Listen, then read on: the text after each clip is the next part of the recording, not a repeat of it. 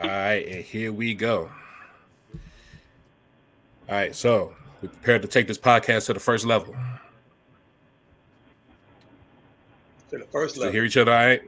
All He right, ain't say everybody. Not the Lexington, the first level. First level. All right, everybody, you are listening to Since You Blocked Me podcast with your man Vin on the Tiger Dragon, aka Vin Diesel. Finally joined by Swish Mo, back by popular demand, and that other dude. So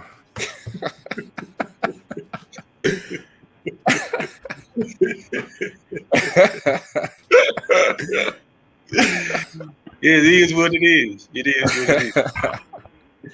It'll catch on. It's good. Yeah.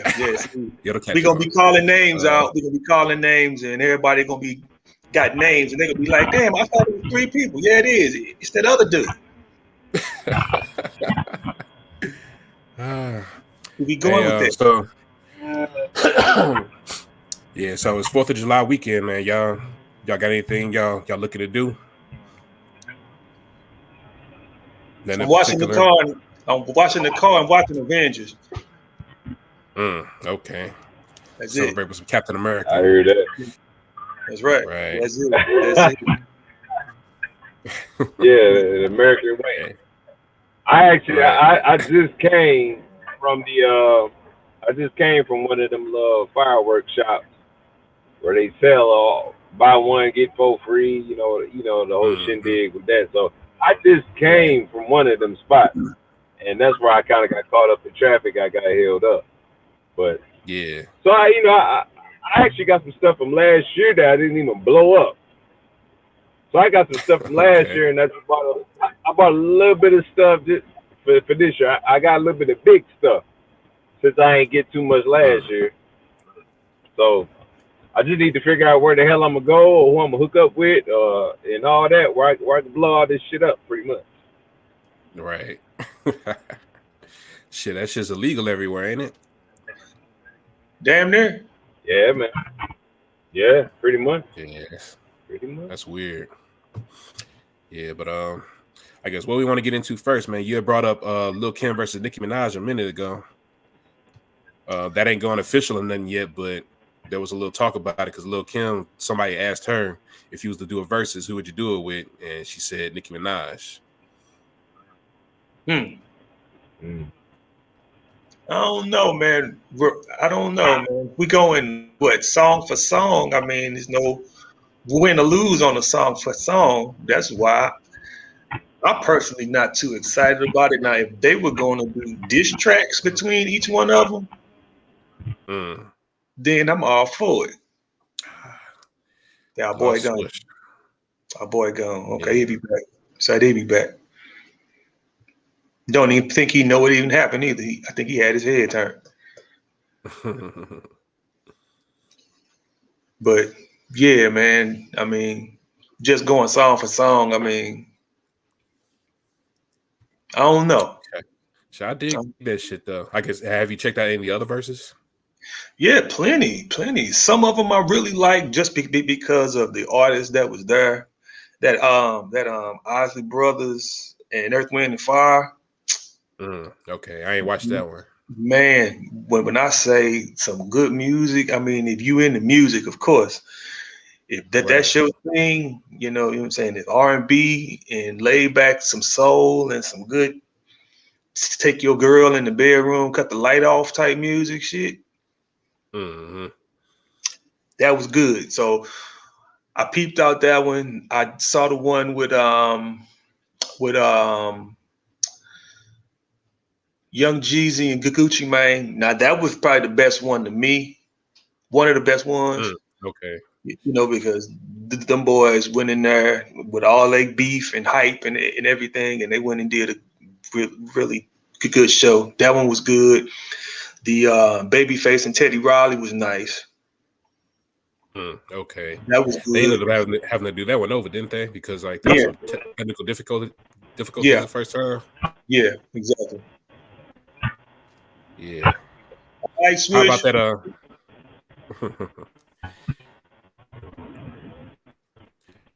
Make sure you're in here, all right? Yeah, I keep going in and out. All right, I see y'all now. Y'all can see and hear me? Yeah. Yeah, we hear you. All right.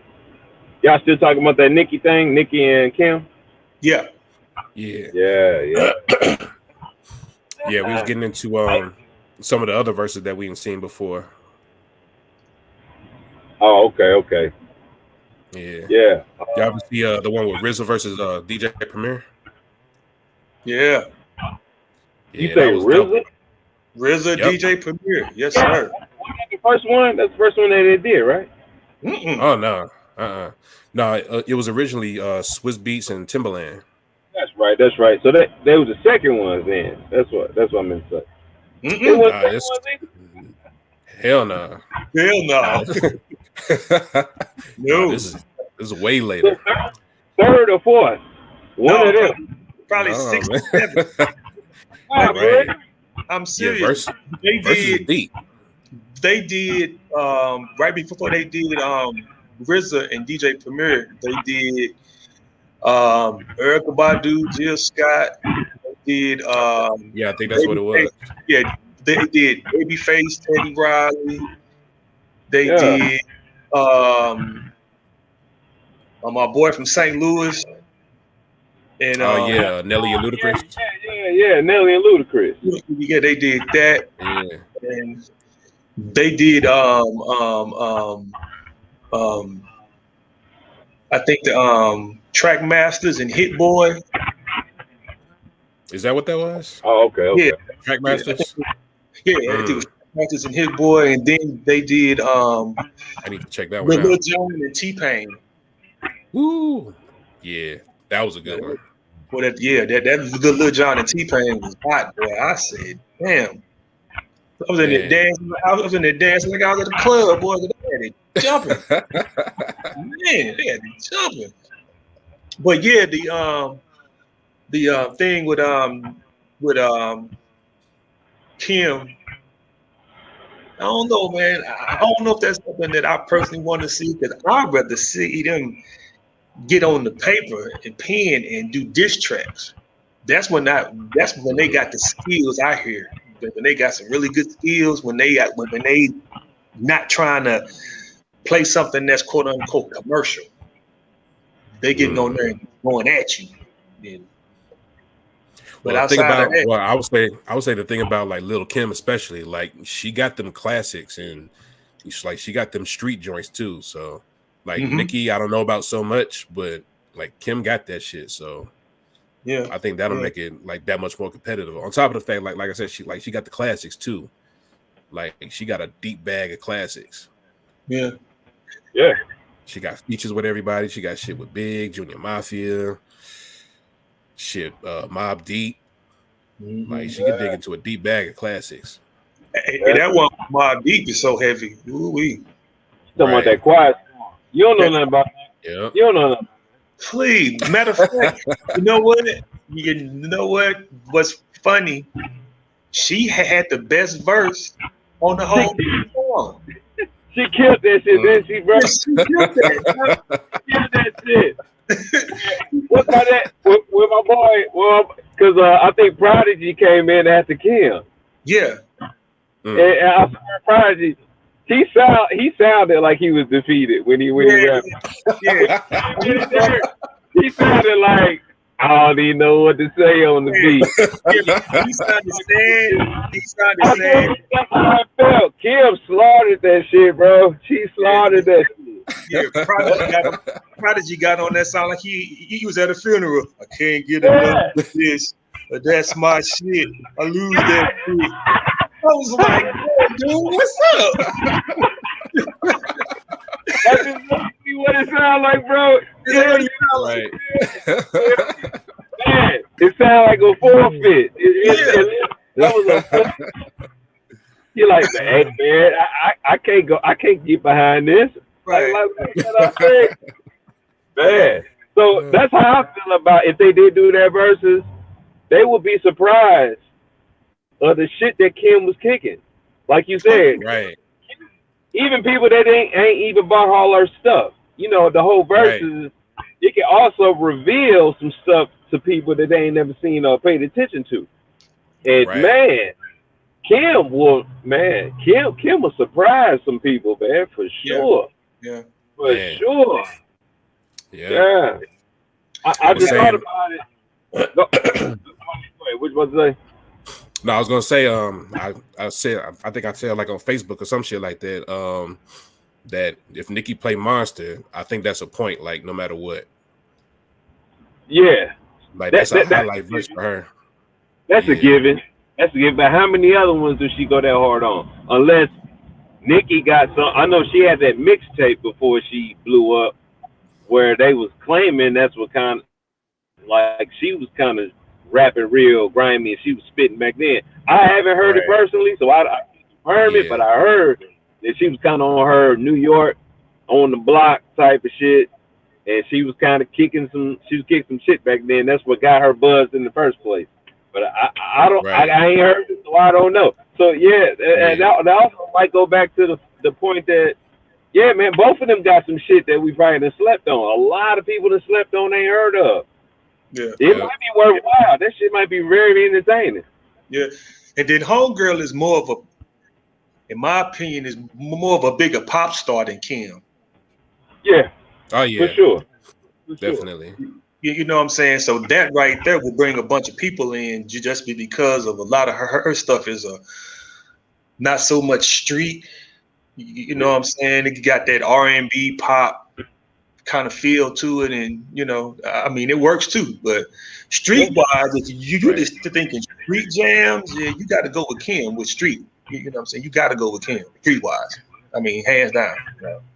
But I think when it comes to flow, I think Nicki can flow a little better than Kim. Kim is more grimier than Nicki, in my opinion. Yeah, Nicki's more versatile. Yeah, that's what I'm saying. Yeah, Nicki can change up real good, and it works for whatever style you got. When you think about Homegirl, Kim come in there and can out rap some of the niggas on street shit.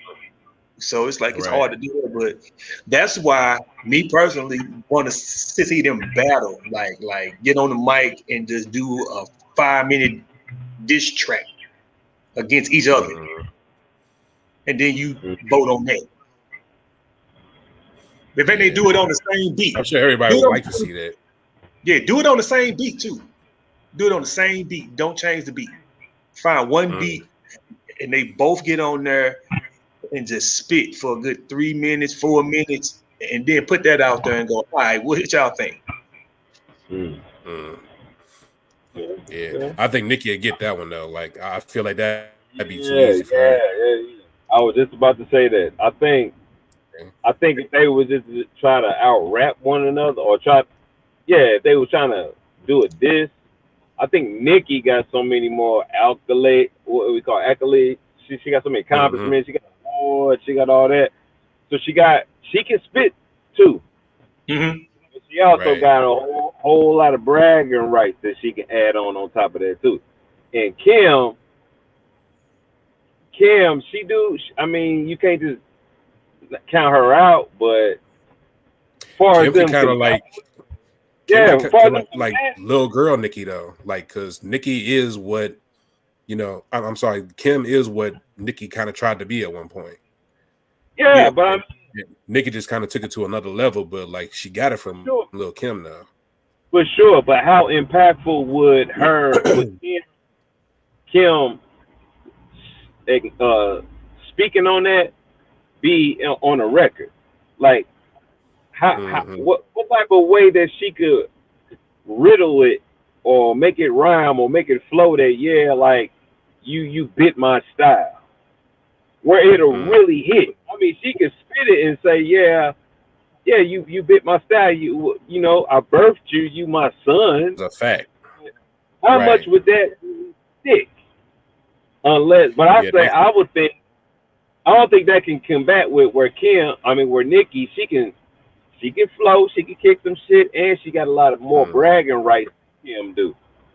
So I would think Kim can beat Nicki, if they went like what Carl Wayne was saying, if we went grimy to grimy,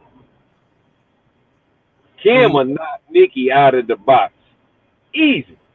If they just went, okay, who can get the grimiest with their flow? Not about we trying to diss one another, we trying to disrespect one another the worst, like we in URL or battle rap.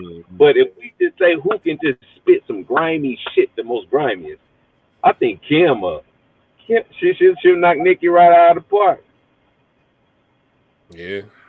That's the thing about that's the thing about a battle though. Like, you know, you can never really, you know, cage it into like, you know, one style and no shit like that. Like it's always gonna be a battle of styles. Like it's some MMA shit for real.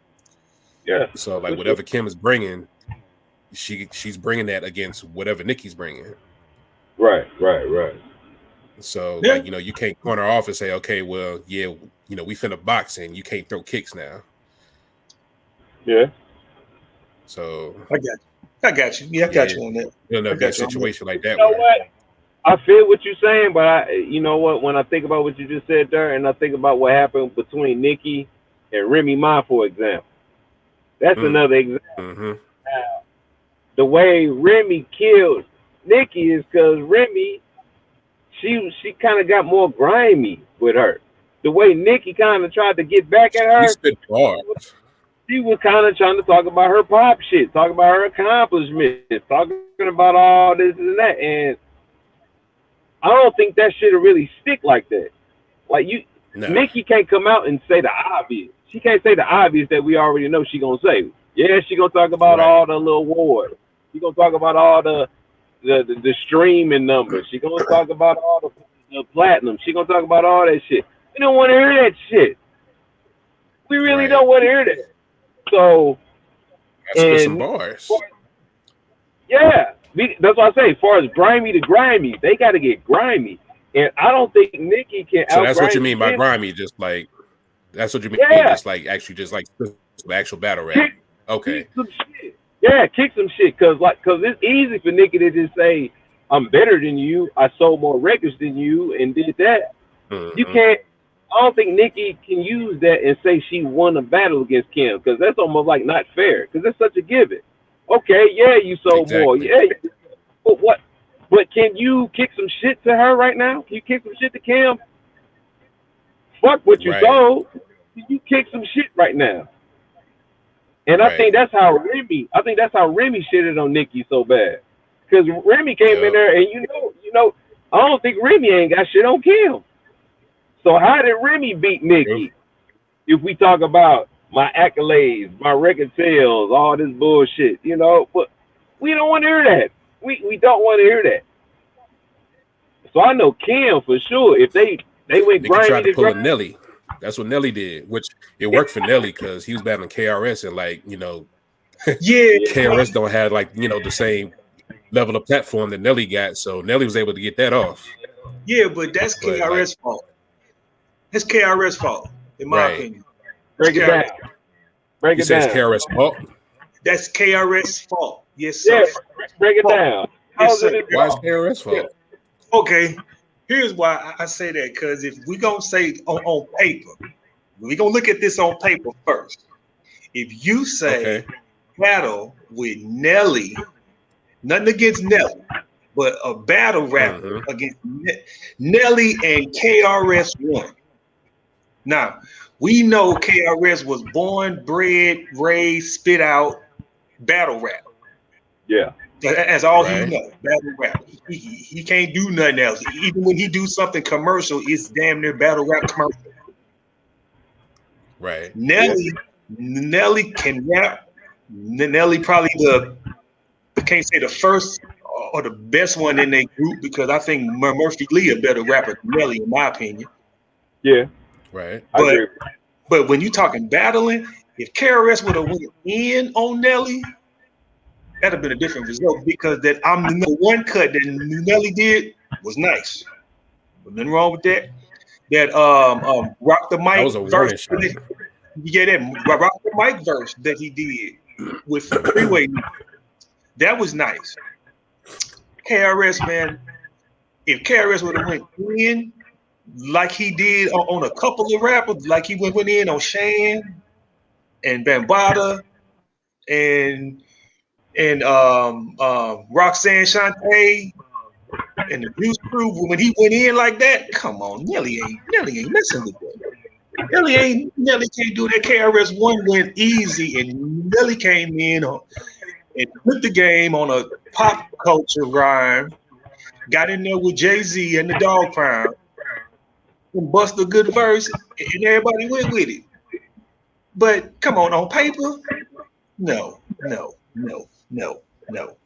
Yeah. And I love battle rap. I love battle rap, but that's the one reason why I fell in love with LL way back in the day. Because LL can battle rap when he wants to battle rap. He got no problem dissing you. Yeah. So on paper, I feel that. on paper, KRS let that slide him out. I disagree with you. How much more could KRS have gone in? Because I think he had at least 2 songs going to Nelly. And it was like just specifically about Nelly.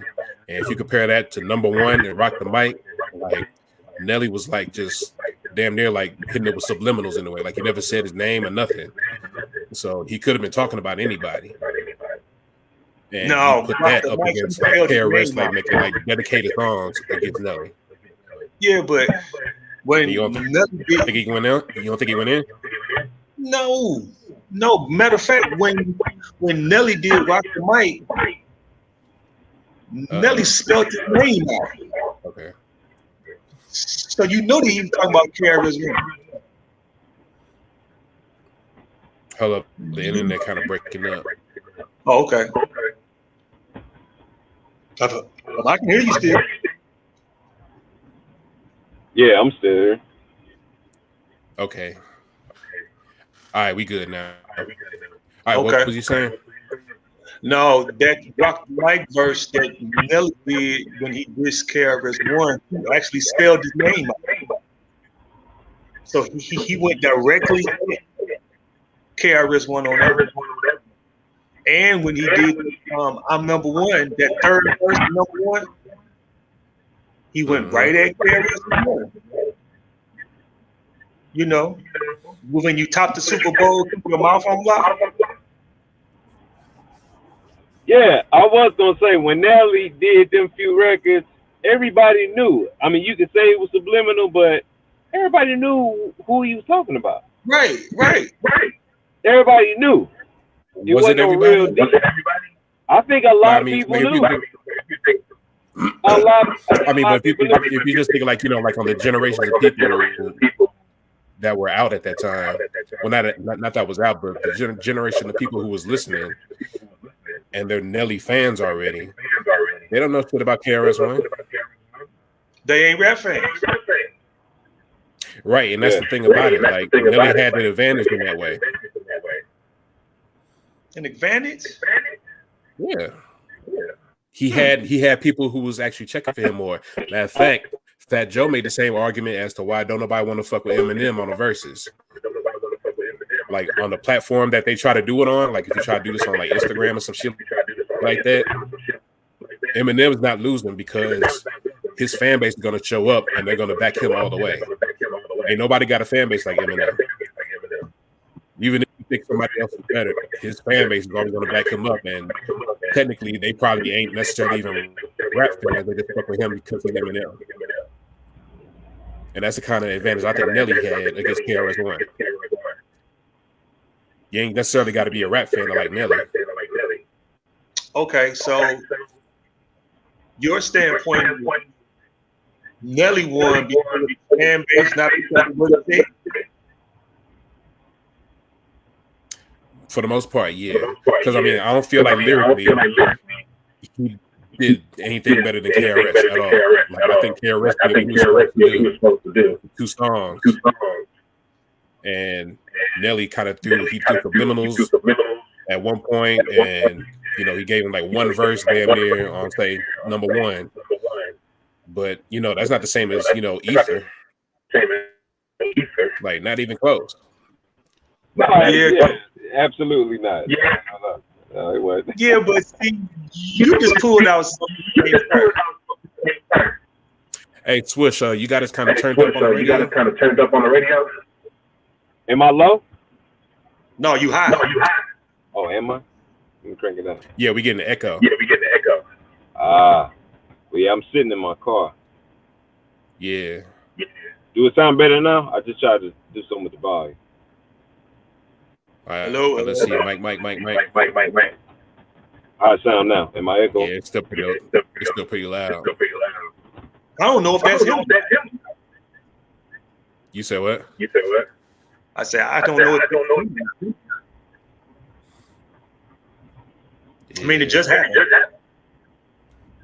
Okay. I don't know. But you made a reference on Ether. Right. Nelly didn't eat the KRS. Not even close. No. K2 didn't even anybody like that.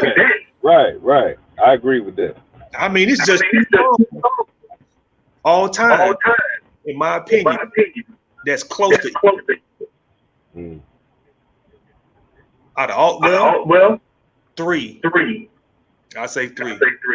Tupac, Ice Cube, and DJ Quick. Them 3. Can't count Tupac. What? What's wrong with this? You lost your. Okay. No, Big never answered. What's wrong with this dude, man? What's wrong with him? Big never answered. It don't count. He don't. But even though he didn't answer, going back to KRS and Nelly, I think KRS he came off still so trash. Somebody got to be the Joe Button in here. He was trash when he said what he said. That's why Nelly's number 1. No. That's why Nelly, when he did that number 1 record, everybody felt it more. I think it was because KRS came. It's a hit record. No, it ain't. No, it wasn't no hit like that. I think it was because KRS was so trash. No, not saying that it wasn't, but I'm saying that it wasn't no country. It wasn't no country grammar. It didn't sell like that. It didn't have to be. But my point is that KRS came off so trash that Nelly could be nonchalant. Okay, if you said subliminal, Nelly could have been. He was nonchalant in his response, and it still was better. I think it was because KRS was just he didn't go in.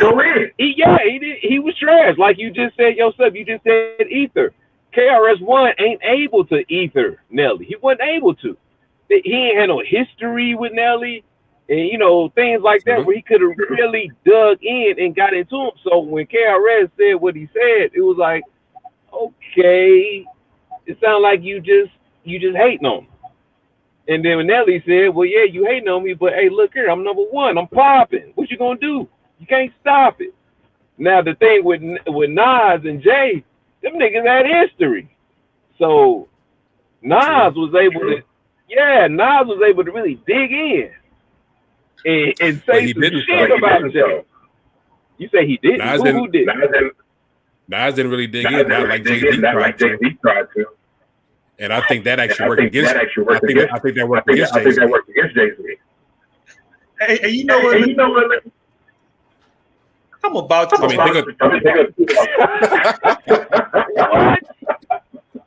What you mean he didn't dig into Jay? What? If you care about what they were actually saying. He called him Tybo Ho and all kind of stuff, and how he was biting everybody's style. He was insulting. He didn't dig into him. That's what a different battle is. Okay, but Jay-Z dug in like you say, they had actual history. Jay-Z dug into their personal history. Like he even went so far as talk about his baby mama. And he still lost. Okay. He still lost. I mean, yeah, that's one. So So because Jay talked about his baby mama, that just You would think he win based off that, right? No, not just that. That's pretty right. That's pretty deep right there, ain't it? To be personal. But Nas kicked it to Jay too about some real stuff. Okay, just because you had whiskers like a rat compared to beans you whack. It's just insulting. They ain't really like digging at him. Well, no, that's where Eminem killed you on your own shit. Like, that's open interpretation, even though Eminem did kill him on his own shit. But still. Yeah, so that's what I'm saying. Nas didn't say nothing to where the masses of the people of the world agreed with. Nas said some shit where everybody, when Nas said what he said, people was like, yeah, you're right. Yeah, I thought that. Yeah, I feel that. But I'm just saying, like, but just because the thing is, they didn't have personal history, KRS and Nelly. If they didn't have personal history, KRS couldn't dig harder at them. And that's why he lost. That's why he was trash. That's exactly why KRS One was trash. Because they didn't have no history. They didn't have that. So he just came off easy. I don't know. That Ether is classic, man. That Ether is classic. Hey, Van D, check this out. That echo. Yeah. He got your brain. It's kind of warped. Come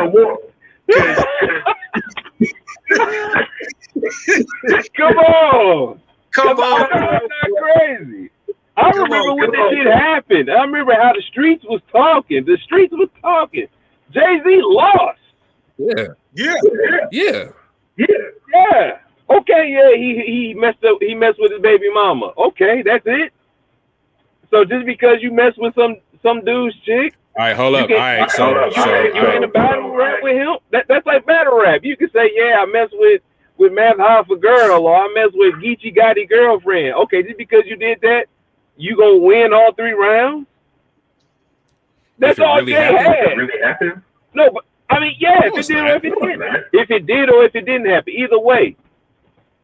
Are you saying because you mess with some dude's chick, you automatically win a battle rap? No, I'm saying if your argument is KRS and Nelly didn't have no history, so KRS didn't have no ammo. That means Jay-Z should have beat Nas because, like, if we want to scorecard this shit right now, nah. Jay-Z had I fuck with your baby mama. I sell more than you. I took a bar off your song and made it a whole hot song, and I get paid off your publishing. Off that song. Okay. I feel that. I do too. Like that's some heavy shit. And it's real shit. That's some heavy shit and it's real shit. But then Nas flipped it where he said, spite of all that, you a corny, funny looking, ugly ass, like whack corny dude. and a lot of people looked at and they never, like Nas put a mirror to everybody, like to reveal Jay in the perspective that a lot of people didn't pay attention to because they were so hype about, okay, I got publishing. Okay, that's almost saying, okay, because I got a big house and I got a car and I got women and I got money. Mm-hmm. Does that make you a perfect person? No. You can have all that, and you can still be a fuckboy. You can still be a bullshit dude. You can be a funny styling crab, snake ass type of dude. And that's where Nas hit Jay. And I think when Nas did that, it hit Jay harder. Yeah, Jay, he sold record. And that kind of go back with Nicki and Kim. Kim could talk about, she could talk like that. Because she could talk about her accolades. She could talk about her record sales. And she could say shit like that, but Kim could dig in and hit her real deeper. She could probably say some real more rugged street shit. And the streets will feel that. And the streets is what really make things move. Hey, you know what? There was one verse that kind of cut that down. Nas said, your man made you take the blame. Now that's the street. Yeah. Yeah. Like I said, man, he talked about how Jay was biting Styles with Jazzo, Big. Right. He talked about all that. That's what I'm saying. So it's like, man, he really let him know, like, dog, you fucking corny out here. You a biter. You been on my dick. Like he said when he first said, man, you been on my dick, bro. You been on my dick. Like, man, cut it out. Right. Yeah, you probably got, one of these little groupie little girls. Yeah, they probably got, you got a hold of one of these little groupie girls. But, man, these women, they come and go. Big deal. Yeah, you knocked her off. So what? And then he went Beanie was yeah.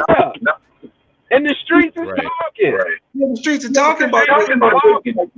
Man, state property, man. When state property's coming out, the streets was rocking with state property. Yeah. Right. But okay, Jay-Z is the big suit and tie guy now. Okay, yeah, that's cool. But the streets don't relate to that.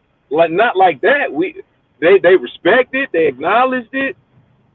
But the way Nas tore all that down, no. No. Nas said, fuck your suit. Fuck your bubble shit. Right. Fuck that you in the office with Russell Simmons and then, man, fuck all that. And the streets was like, we feel that. Right. We feel that.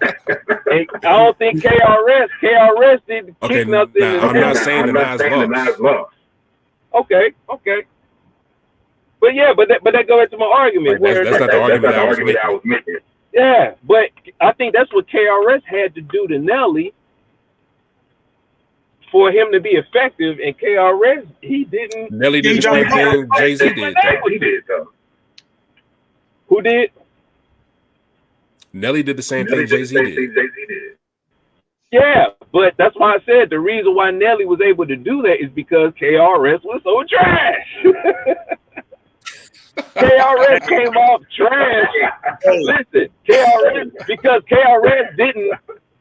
wasn't able to dig into Nelly. That's why Nelly was able to do a Jay-Z takeover to just talk about I'm popping and I'm doing this, and you ain't got nothing on me, and it worked. That's because KRS wasn't able to. KRS did though. No, he didn't. No, the hell he didn't. No, he didn't. You ain't for real. You ain't universal. Your whole style sound like an NSYNC commercial. Like that ain't no different than Nas saying like whiskey like a rat compared to beans, you whack. It ain't hit the same. It just hit the same. And you know why it didn't hit the same though? Why? Because niggas don't know KRS One. No, sir. I can't agree with that. Right. I can't agree with that. Because listen, it ain't even most people don't. No. Listen. It ain't even no old school cats that came up in the generation with KRS. You know, it can be some biased cats out here. You know, especially New York. You know, New York, they people biased all the time. Ain't nobody come out the woodwork and say, "Man, y'all tripping." KRS, man, he handled that. He did that with Nelly. Ain't nobody back up KRS One when that shit happened. That's what I'm saying. This shit was fucking trash. It was just trash. Nobody was even biased when he did the shit that he did. Hey, the same shit when this subject started with Nelly and KRS dropped the ball. That's all I'm saying. That's all. He dropped the ball. That's just how I see it. It just he didn't. He ain't had. It's just like any other battle rapper. It's like he just didn't come with the right angles. Not saying that he couldn't fuck with Nelly, but it just he didn't come with the right angle. Okay. He could have Nelly out. Right. Okay. The angle was just wrong. His angle, it didn't land. All right. Speaking of battle rap, since we're talking battle rap and this type of subject matter here, did any one of y'all see that battle with Arsenal and Briz Rothstein? I don't think I did. No, I didn't. No. I gotta check that out though. That's an old battle or a recent one? No, that's probably 2 years, 3 years old now. Oh, okay. Yeah, that's been a minute. It's been a minute. So it's been a minute, but people that know Arsenal when he on his game, he hard to fuck with. Now, Briz came in doing his thing. Briz Rothstein on paper next to Arsenal, you wouldn't think what would happen happened. Arsenal came in there bullshitting like KRS did with Nelly, and Briz washed him 3 rounds. Yeah, okay. Literally. See, I never fuck with Arsenal like that to begin with, though. Huh? So I never fuck with Arsenal like that to begin with, though. I feel you, but when he on his game, when he like really on his game, he hard to beat. He is really hard to beat because the boy got some skills. But Briz came in there, and Briz was hot, and Briz was kicking people in the ass. So when they put them two together to battle, most people like, okay, Arsenal disrespectful, Briz disrespectful. This ought to be good. Both of them got this real strong energy. Briz came in, not Briz, but Arsenal came in there bullshitting like KRS did with Nelly. And Briz smoked him 3 rounds. Not saying Briz's shit wasn't raw because it was raw, but certain people, when you put them in that type of genre, you expect Ice Cube, when it come to dissing you, he gonna diss the shit out you. He ain't gonna sugarcoat that shit. Right. Certain people got the ability to do that. KRS One, since we still on that subject, he fucked that up.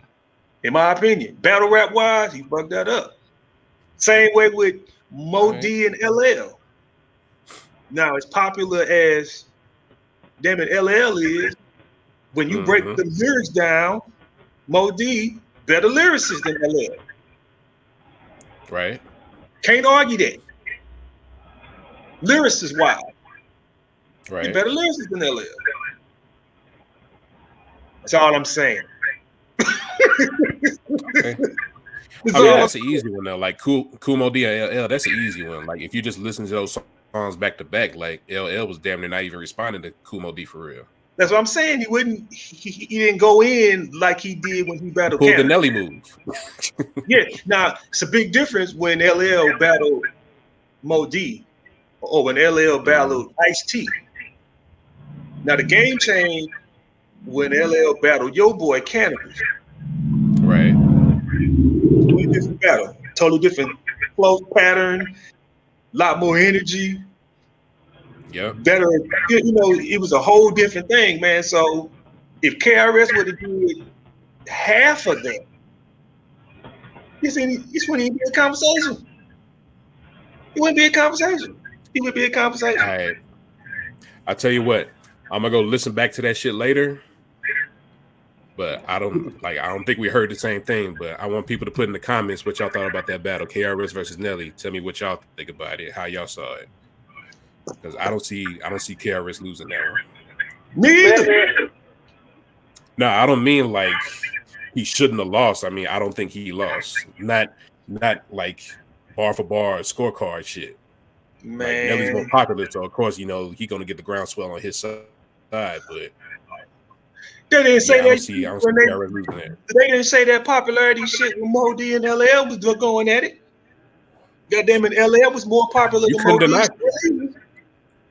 You couldn't deny Cool Mo D though, if you actually listen to the songs. And that's the argument that we're saying. Cool Mo D KRS was One faking LL on them songs. But KRS, he didn't make it where you couldn't argue it. And that's where I go back. That's where I go back where KRS was trash. It ain't that KRS couldn't have knocked Nelly out. He didn't do it. He was trash. I just don't see it the same way. That's all it is. But okay, you know what? People to put in the comments, like, let me know. Yeah, what y'all yeah. thought about that shit. Yeah. Now, people that's into battle rapping, I mean, whether it's street battle rap or this industry type battle rap, whichever way you want to call it, people know who the hell KRS is. And they know when he on his shit, for real. I ain't got nothing against our boy from St. Louis, because damn it, we from St. Louis. But damn it, Right. Yeah. When it come to that right there, if that dude would have put his foot in the game the way we know he could, we would not be having this conversation. He'd have smoked Nelly. Yeah. That's what I'm saying. Like, He'd have smoked him. He didn't. even the bias cats didn't come out to even defend that. Nobody said nothing about, hey man, y'all tripping, man. Y'all need to play that back. Play it back 2 or 3 times. Y'all didn't catch everything. He was over y'all heads. Like nobody acted like that. No, they were just quiet. Like, yeah, man, you dropped the ball, bro. Yeah. Yeah. You let Nelly tap dance on you pretty much. Nelly just tap dance on that whole song. Like, man, I ain't tripping off you. Man, look. The best and it's my own opinion. But the best disc records ever, in my opinion, is No Vaseline, Ether, Hit 'Em Up. Okay. Okay. Anything else y'all want to throw out there, you can throw that in the comments too. But them 3 right there will stand the test of time for best disc records ever. Yeah. It's hard to fight those, man. I mean, you can't really fight those just on the fact of their impact. Exactly. Alone. You can't fight against those. Exactly. Now that dollars and cents cut that DJ Quick battled MCA with, that was raw. Yeah, I never heard that one. Oh my God, he went on MCA so hard, boy. Wow. But that won't be top 3. That might be 4 or 5. Calling out names. It's a cut that the Dog Pound did called Calling Out Names. Yeah. Corrupt did that.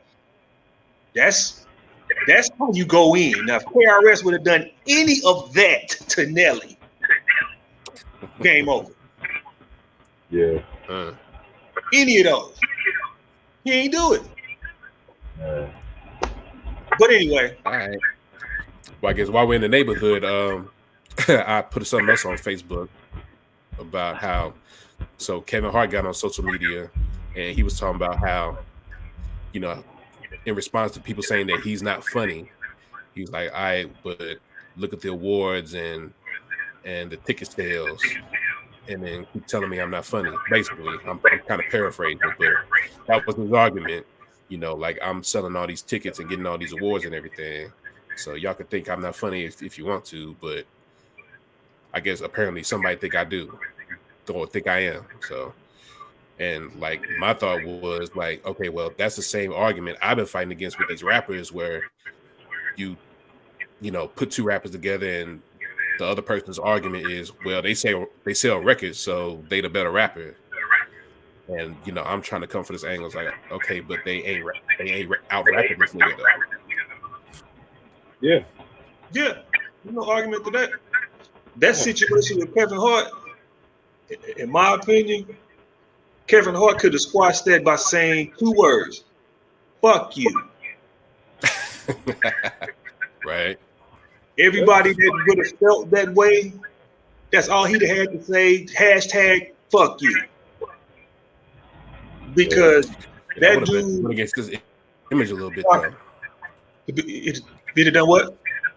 I said it would have went against his image a little bit though. Like he ain't never really been that type publicly. Okay. So. No, probably wouldn't. So I mean, for us, his brand, yeah, it may have played a role in his brand to try to keep his brand, at a certain view. But people gonna say that anyways. So the idea that people say that shit, I would have never responded to it. I'd have never responded to it because statistics speak for it. You ain't got to say nothing. For what? Right. You know what I'm saying? I mean, it ain't a competition. It's a pretty loud narrative. I think that's why he felt he had to finally respond to it because people have been saying it for a minute. Yeah, they've been saying that for a while. I admit, I might be the only one in this group right now. I'm one of the ones where I feel like he's really not that funny. Yeah. He's like modern. I get a modern day Bill Cosby from him. Okay. He has safe. I won't say that he's comedy.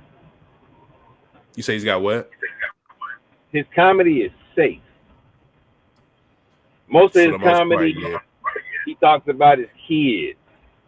I mean, I noticed that's what made him blow up.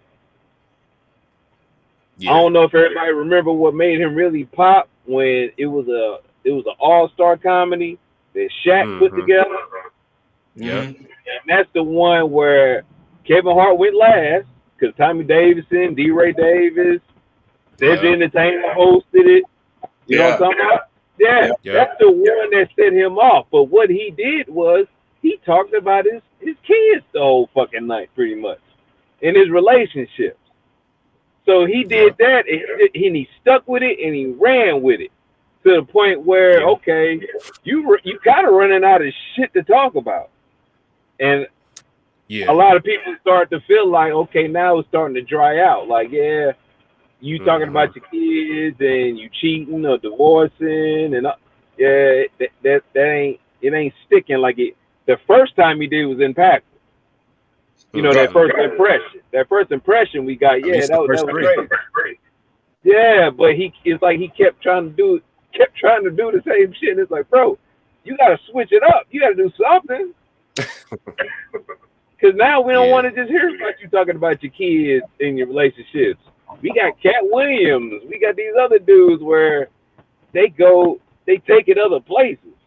They get more rugged. They get more street. They talk about this shit, and it got to a place where, man, Kevin Hart, all he do was crack jokes about family. Yeah, but see, he like a Bill Cosby that cusses. Right. Okay. But you know what? But see, okay, that's the type of crowd that he's going to generate. And the people, it gets him the number. Right. Like I said, and the people that feel like you possibly are the ones that's making a statement because you don't follow that type of comedy.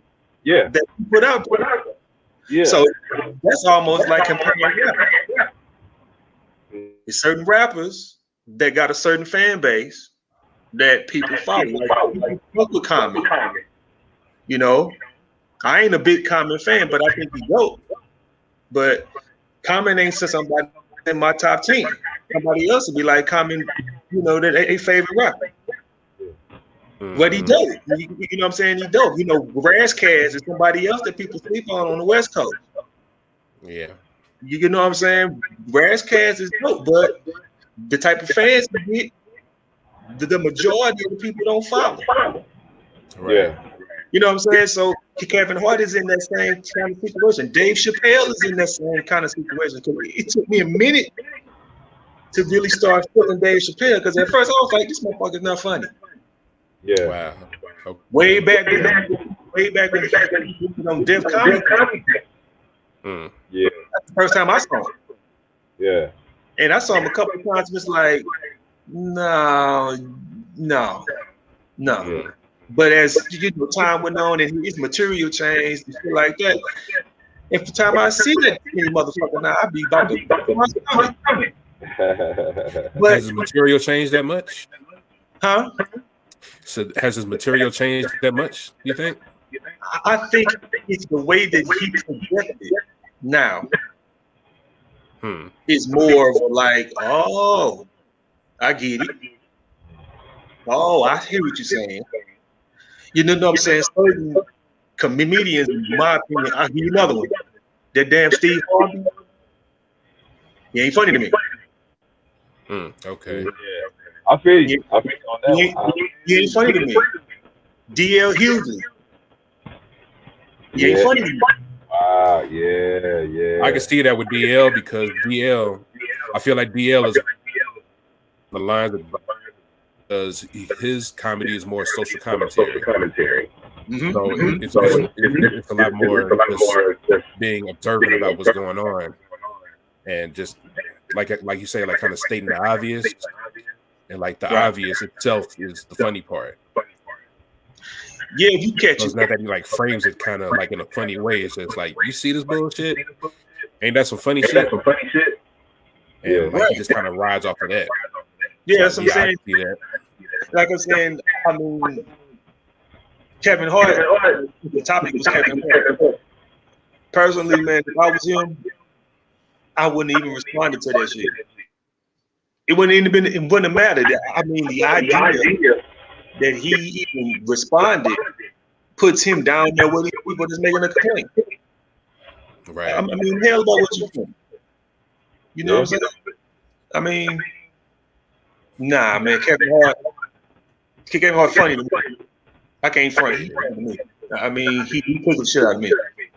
I mean, especially when he's still funny. I just think like his material, not the material, but like I think he's just running himself thin because he's trying to like stay in the public eye so much.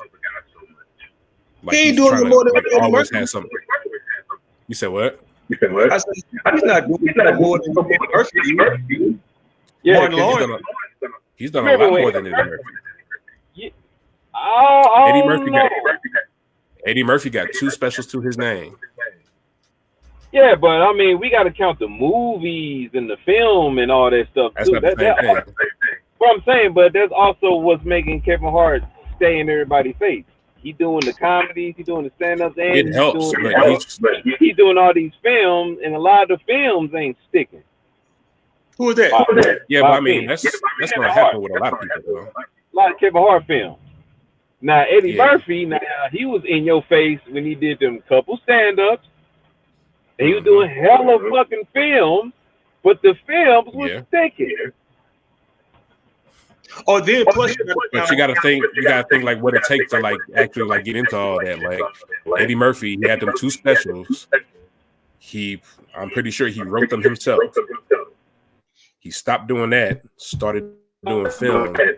He's not writing the films. He's not producing the films. He's just acting in them for the most part. So, like, that's just some work that's off his plate, not having to write them, or not having to like direct them, or executive produce and all that type of shit. Like Kevin Hart has too much on his plate.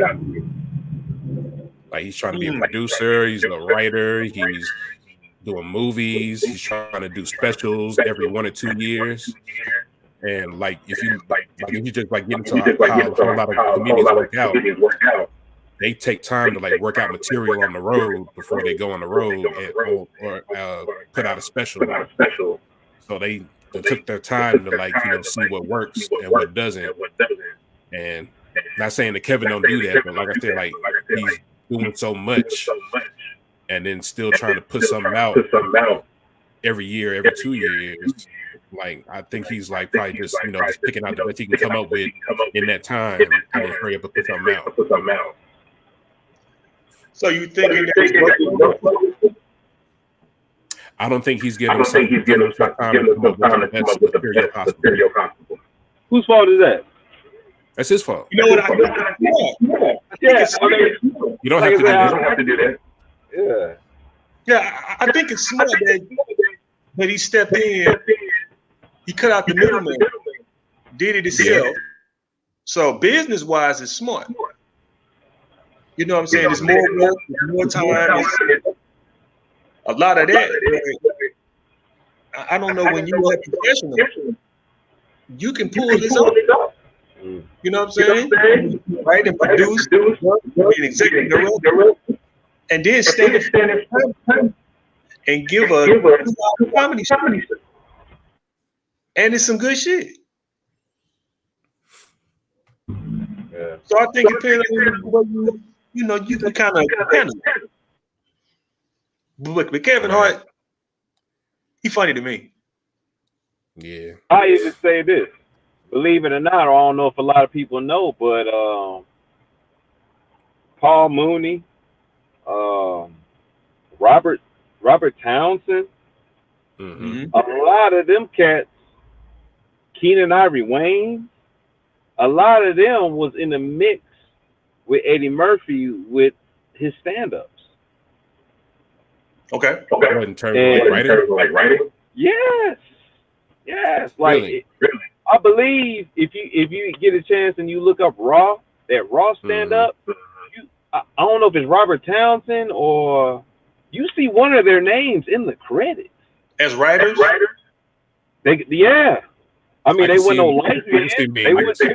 They wasn't there for the lights. It had to have something to do with the material. Yeah.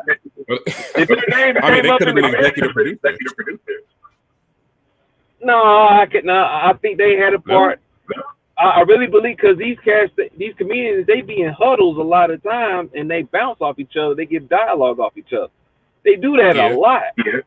So I'm sure that, and I say that to say because I believe I've heard about how I think either Robert Townsend, him, and Keenan Ivory Wayans, they didn't played a part in some of Eddie Murphy's material, in some things that he done. So that kind of go where I would say, well, okay, Kevin Hart.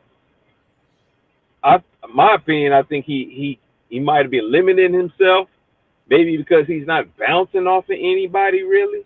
Well, he has writers. Well, do he? Like he got other comedians that like in his circle. Like I think it's called like the Red Cup Boys or something like that. Yeah, no. I don't want to hear about none of them. No. None of them count. None of them count.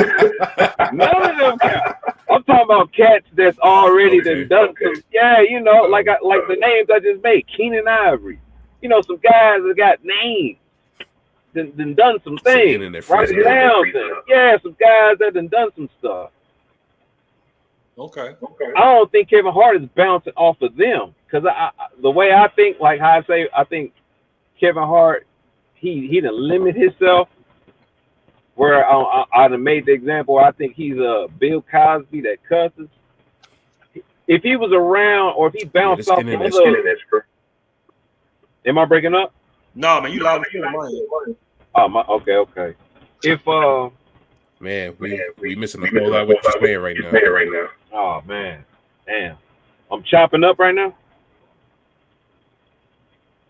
Am I good now? You was. Okay. I think he's good now. All right. I was saying that I think the reason why. Yeah, you ain't want to hear nothing about the Red Cup Boys though. Right. Yeah, I didn't want to hear nothing about them. I want to hear about if he was to mingle with guys, the comedians that's got big names, get in the circles of like the Jamie Foxxes, get in the circles of the Chris Rocks, get in circles with Seinfeld, get in them circles and bounce off of one another because them cats they do that.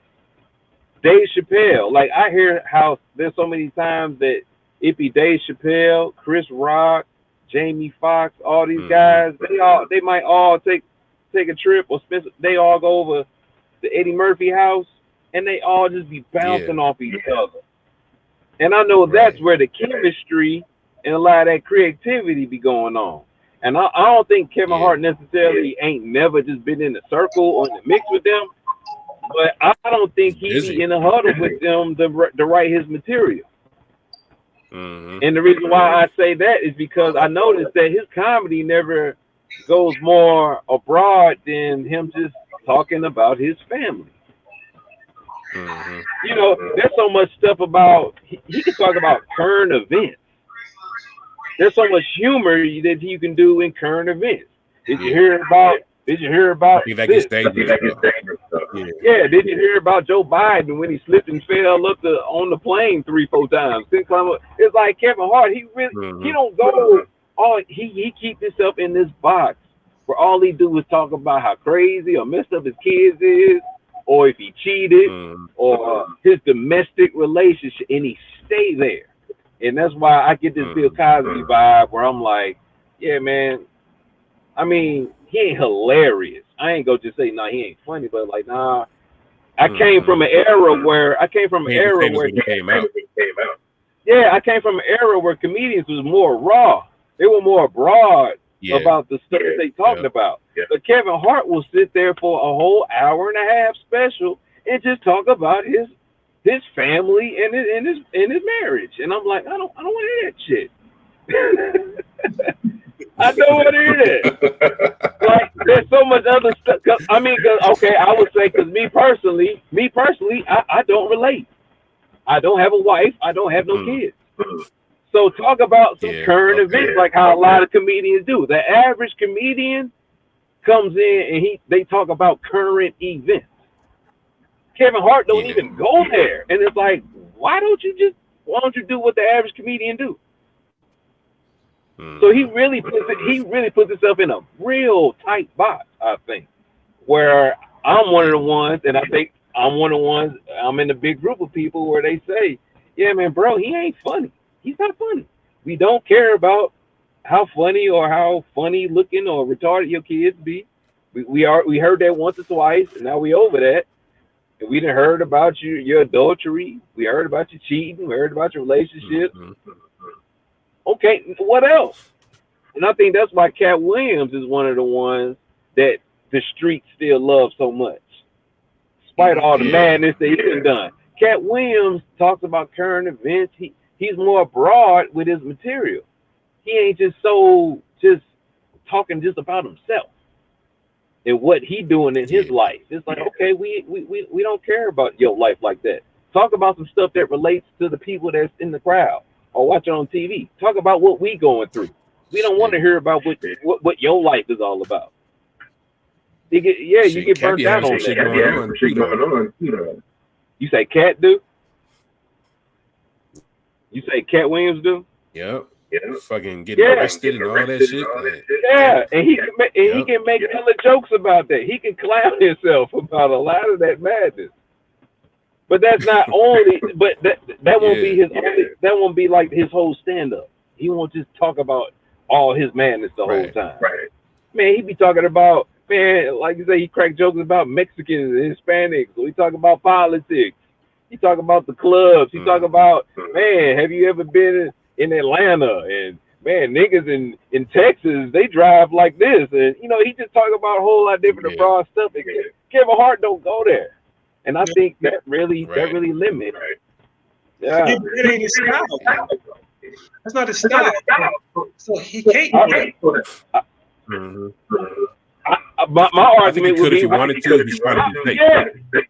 Right, I feel you, Corey. My argument would be, why can't you? I feel that he got his style, but that style, that's like being a rapper. Your style can get old. You can't keep rapping the same way. You have to switch it up after a while. Right. Yeah. So why can't he talk about current events? Why can't he get some jokes in about some stuff that relate to the people that he's talking to? Why can't he? Probably because they're talking to, they already type of comedy. That's the type of fan base that he do get. So when he do get a crowd of 30, 40, 50, 90,000 people, the majority of that crowd relates to kids and adultery, daddy problems. The family jokes. Yeah, I feel that. You know what I'm saying? I feel that. That's almost that statement that you made, Bill Cosby, Robert Williams. You know what I'm saying? Robert Williams was like that. It's old school comedian, but I don't know about Robin. Robin went all over the place too. Yeah, but he based with different things that he wouldn't talk about either. He wouldn't talk about weed and marijuana and gangs. You know what I'm saying? He wasn't talking politics. After a while, yeah. Yeah, you know what I'm saying? He kind of didn't go that route. Where certain people like Cat, certain people like Bernie Mac, when he was here, certain people like Cedric Entertainer, that crazy ass fucking Eddie Griffin, did them type, those type, they stick to what's right here down on the ground, but it brings that type of crowd out. So Ryan's argument, I feel him on that okay, Ryan ain't trying to hear that shit, which I don't blame him. You know what I'm saying? It's like, it's funny for those that's sitting around that pay child support and got kids and You know what I'm saying? Got family issues. You know what I'm saying? So somebody that's out here just, living their life and for themselves, it's like, that shit ain't funny. I don't get it. Right. I don't get it. So I don't know. It's a good I say like it's yeah. I say it's something really important to consider, like about specializing, like how Swisher brought up rappers, how your style can get old. But you got to think on some level, if you come out and you're doing this certain thing, you got to consider that there are people who come to you for that. So, if you're a Nas, you came in doing this one thing, and the people who keep coming back to hear you do that thing. So on some level, you want to, maintain that core people who came, the people who brought you to where you are pretty much. And you can like maybe experiment and do some other shit to see if you can bring some more people in, but you don't want to lose your core. So I think like, as much as, Kevin may get all this criticism about not being funny right now, you can't deny what got him to where he is. And on a certain level, it ain't smart for him to let that go just because he's getting a whole lot of criticism about it, because like he said, he's still doing the numbers. Right. So apparently somebody like it. For sure. Yeah. Business wise, I wouldn't knock it at all. Like if I was in a huddle with him, I would tell him, if it ain't broke, don't fix it. If it ain't broke, don't fix it. Right. Because like I compared it to like a Bill Cosby. Hey, look where Bill Cosby at. Bill Cosby was about to buy NBC. Where the hell did he get to the level where he had that type of money to be able to even do that? He had a market. He had a group of people, viewers that tuned in to what he did. So business-wise, I can't knock Kevin for it. Yeah, I can't knock it. But I was just saying, now if we were just in a room personally, you say, well, what you think about it? And I would say what I just broke down with y'all. Me personally, yeah, I'm a little burnt out on the family jokes. That's just me, though. But I know there's a lot of money in that shit. There's a lot of people that do tune into it. Yeah, like a lot of white people. They soak that shit up. They buy it up. They like that shit. It's a safe type of comedy. I call it safe. Like I said, I look at Bill Cosby. Yeah. It's a safe type of humor thing. There's a big financial thing you can get from doing that. So I ain't mad at it business-wise. I ain't mad at all. But I know me personally, I won't be the one to buy the ticket and show up if he came around. That's just me, though. Yeah. I would go to a Bill Cosby for a Cat Williams show. I think your microphone turned off, Swish. Yeah, I turned it off because like it'd be like there's a whole lot of echo going on. So like whenever he ain't talking, like I try to hit it when you talk because it seems like it's the worst when you talk. So yeah, I'm just cutting it when you start talking so we can hear you. Okay. What you got?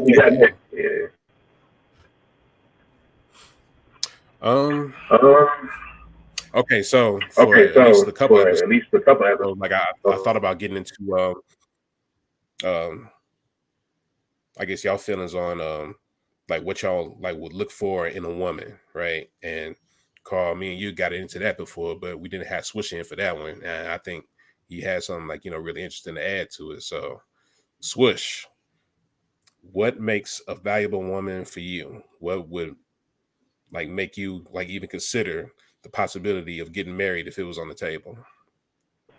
Getting married. Okay. Not having a damn. What you say? Don't let her think. Fuck that. You breaking up. I want to hear what you said so bad. Hold up. Go ahead. Not having a brain. Don't have it to think. Don't think about shit. Don't think nothing.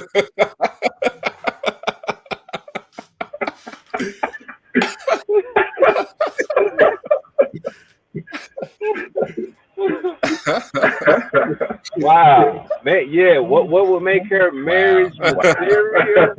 Yeah, wow. Yeah. That's it right there. What will make her marriage material? my opinion, man, how detailed? That's the thing. How raw do we want to go, or how raw do we want to get with this? Red meat. Personally, I feel like you should be raw as it get. Are we really like regular? Mr. I don't give a damn. Is this the role we on? Yes. Yeah. Okay. Whatever you got. Let's get black. Yeah. Yeah. Let's make sure all the kids is out the room and all that. I say, man, I definitely would say, like, yeah, she definitely got to be a companion in a way where, I mean, she's supportive. She ain't so just dependent.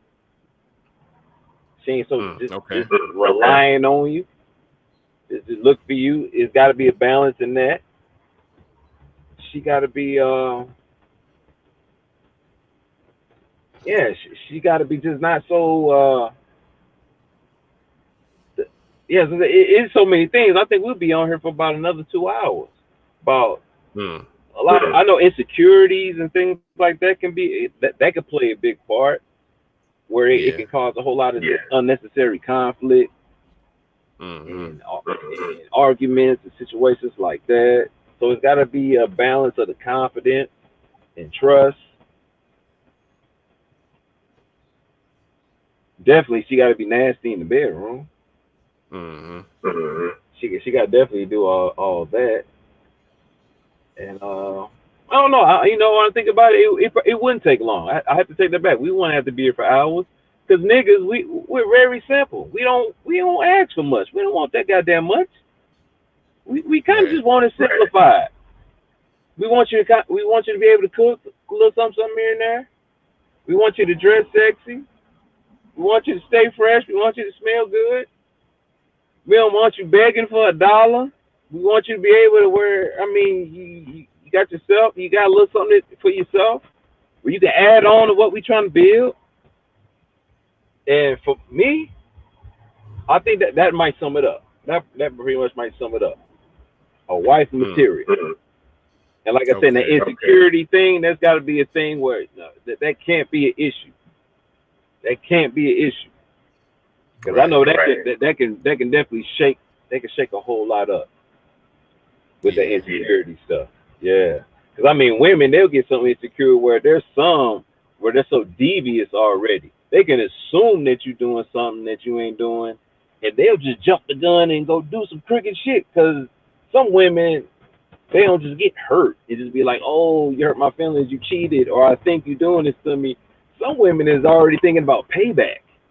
And they'll go fuck another dude, and then come back to you and be like, well, you was doing this, and that. And it's like, man, well, what the hell is this? What are we doing then? We might as well break this up. Like, this don't mean shit. So, insecurities, that's another big thing. We gotta have we're gonna have to be able to communicate in a way where we can build this place where we got trust in one another.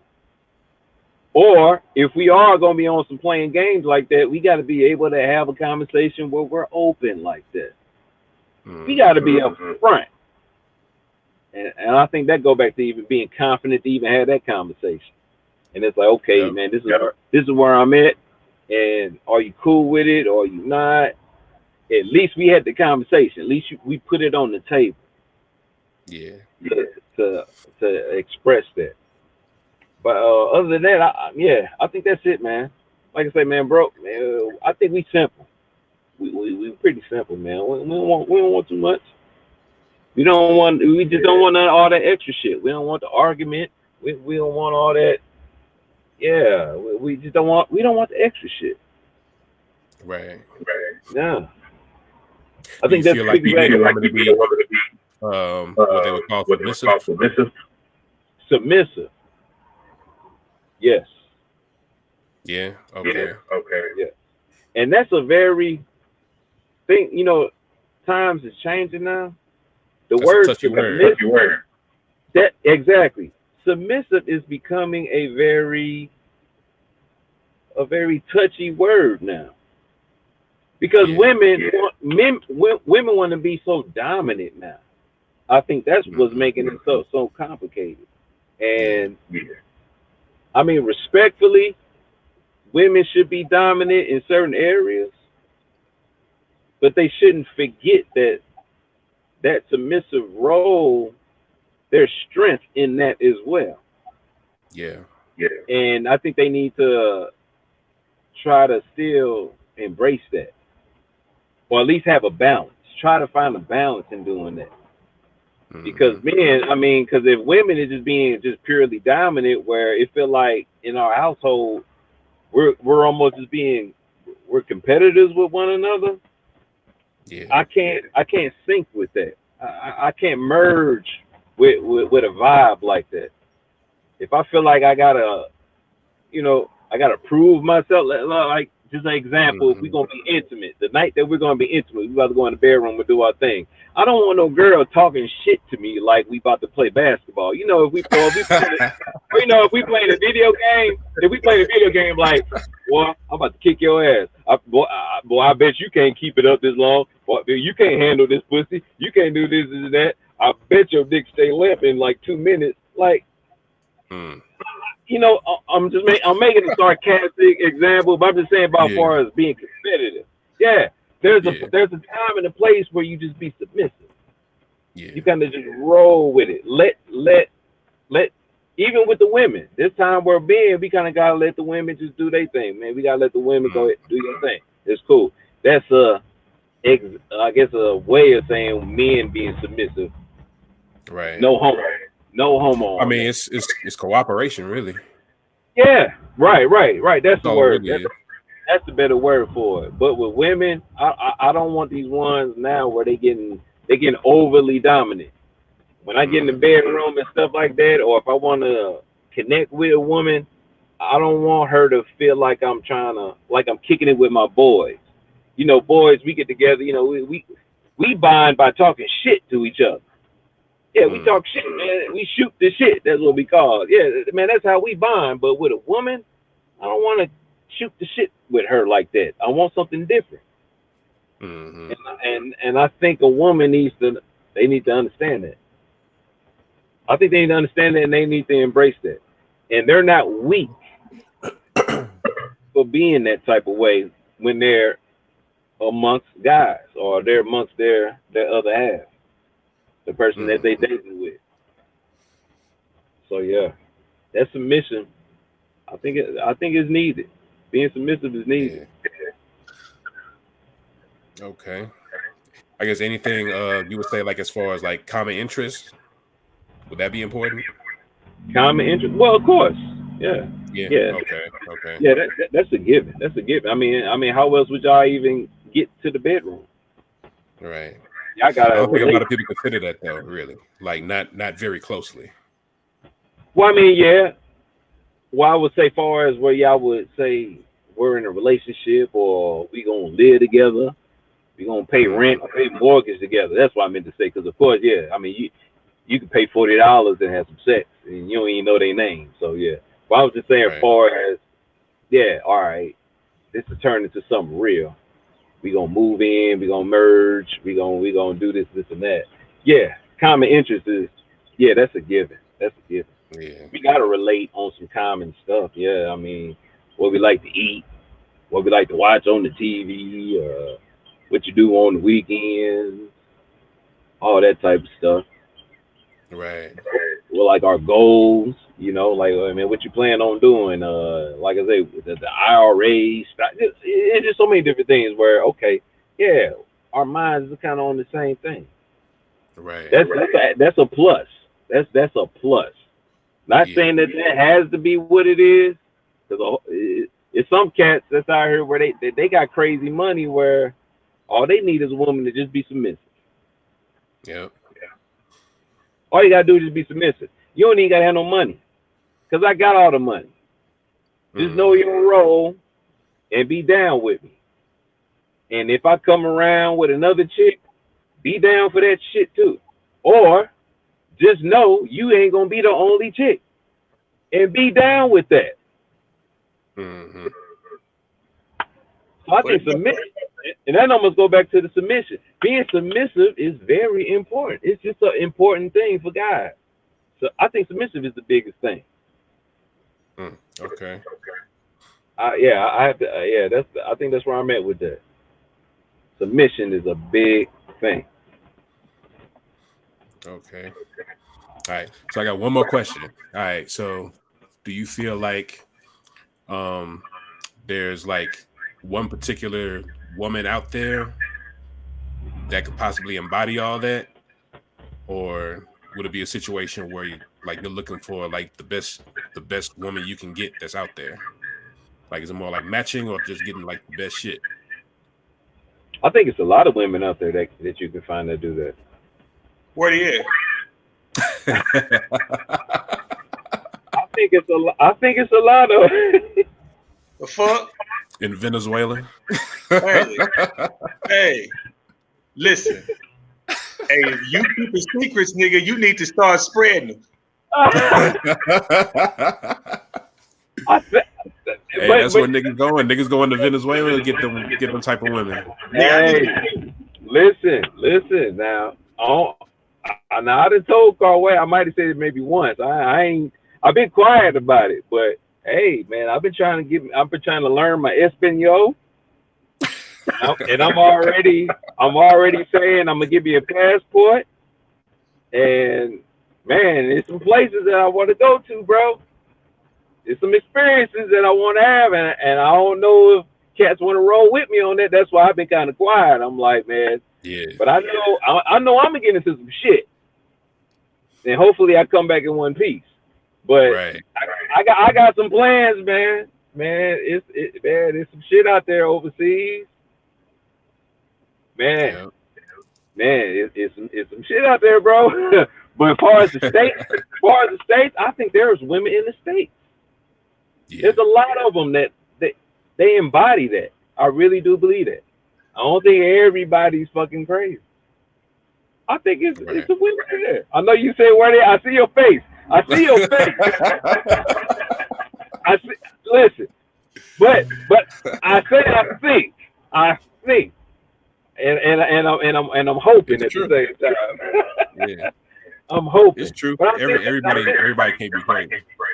Yeah, they out there, and then at the same time, you still gonna find one. Ain't none of them gonna be perfect. Like I said, the one that probably embody all that. I'm gonna tell you, this how it's gonna fuck with you. I think the one that's gonna embody everything that we were just kind of talking about, she gonna be a chick who she probably smack when she eat and she can't help herself, or she probably fart a lot in her sleep.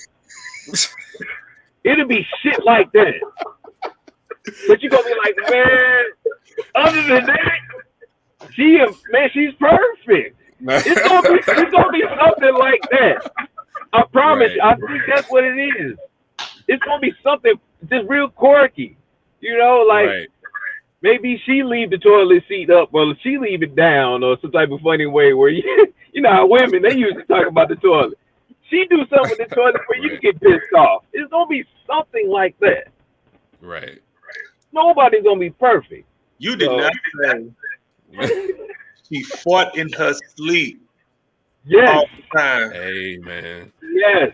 Can you imagine trying to sleep up under the covers in the wintertime with that type of shit? Oh my God, man. The hell? Listen, you're gonna have to have a heater and a fan on blowing at the same time. Like the whole time. You're gonna have a portable heater just to stay warm. You're gonna have a fan just so you can just blow all that shit the other direction. Like the whole time. You're gonna be hot and cold. You gonna catch pneumonia like twice a year. You're gonna be sick all the time, but other than that, she's perfect. Like, man, she's amazing. No, homegirl ain't perfect. If that means I gotta use Primatine Mist, man. That shit ain't good.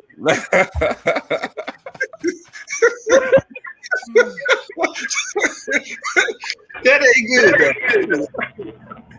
Hey, this is how she do it. She go. What you about to say? What'd you say?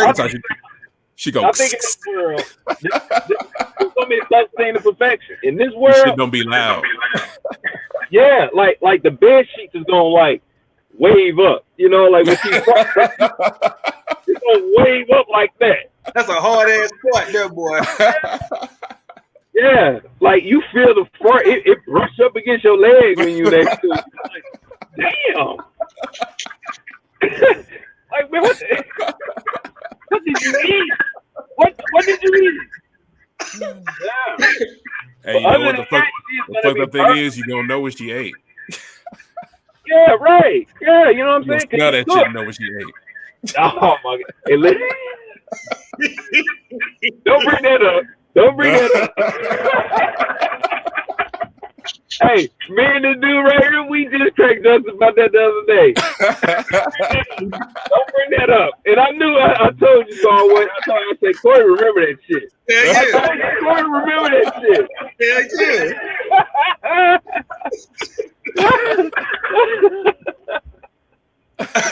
Oh my god. Hey, dude. Hey. Yeah. But that's gonna be the perfect girl. She's gonna be the perfect one. I'm telling you. I believe it. I believe it.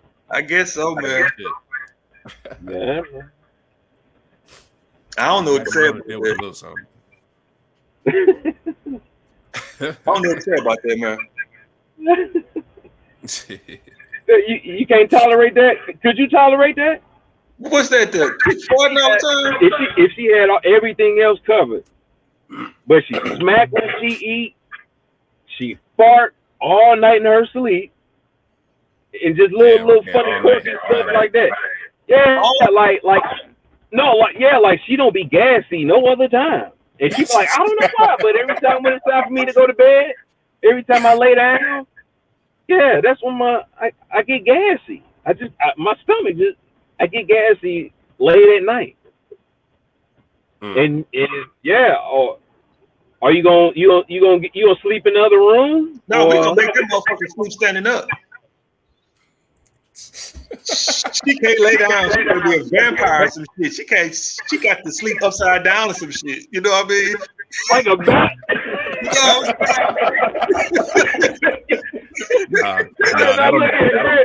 You ain't get upside down like a bat. Make your fart. Hey, that shit'll make it worse, man. You know, gas rises. Hey, that's all right. Hey, you make us sleep upside down.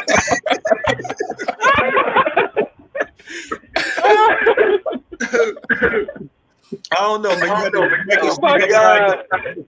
Yeah, you got to make us sleep upside down so that gas can turn into a belch instead of a fart. Shit. Man. Oh my god, man. Yeah, man. Hey Ryan, that's hard. I think they out there though. I think they out there, man. They out there. God. But they gonna come with something. They gonna come with something. It's always because you know what? God, he has a very messed up sense of humor. He's always gonna throw a curve. Nothing is perfect. He is gonna give you perfect, and he gonna throw you this curve in it, and you gonna be like, man, what the hell? And God be sitting there bugging up, like, I got your ass. I got your ass. I got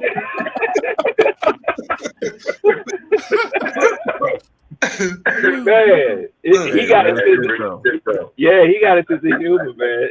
So that's gonna be the best thing. That's gonna be the cool thing, man. But you know what, man? I had already said that I got 4 years left. Me and my brother, we had a real conversation. Probably it's been maybe 12, 13 years now. Yeah, something like that. Yeah, me and him, we had a conversation where he was like, man, when I reach this plateau, God's willing, that's it. Yeah. So I got 4 years, dog. And when I turn 50, if I ain't ran across it, I ain't crossing it. That's it. That's it.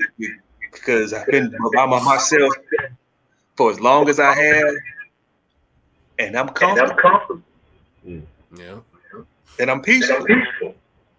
Yeah. And when you talking about relationships, all that comfortable and peacefulness is gone. Mm-hmm. It's gone. It's gone. That self do what I want to do. It's gone. Yeah. And it's like the ones that want to do it, I respect them.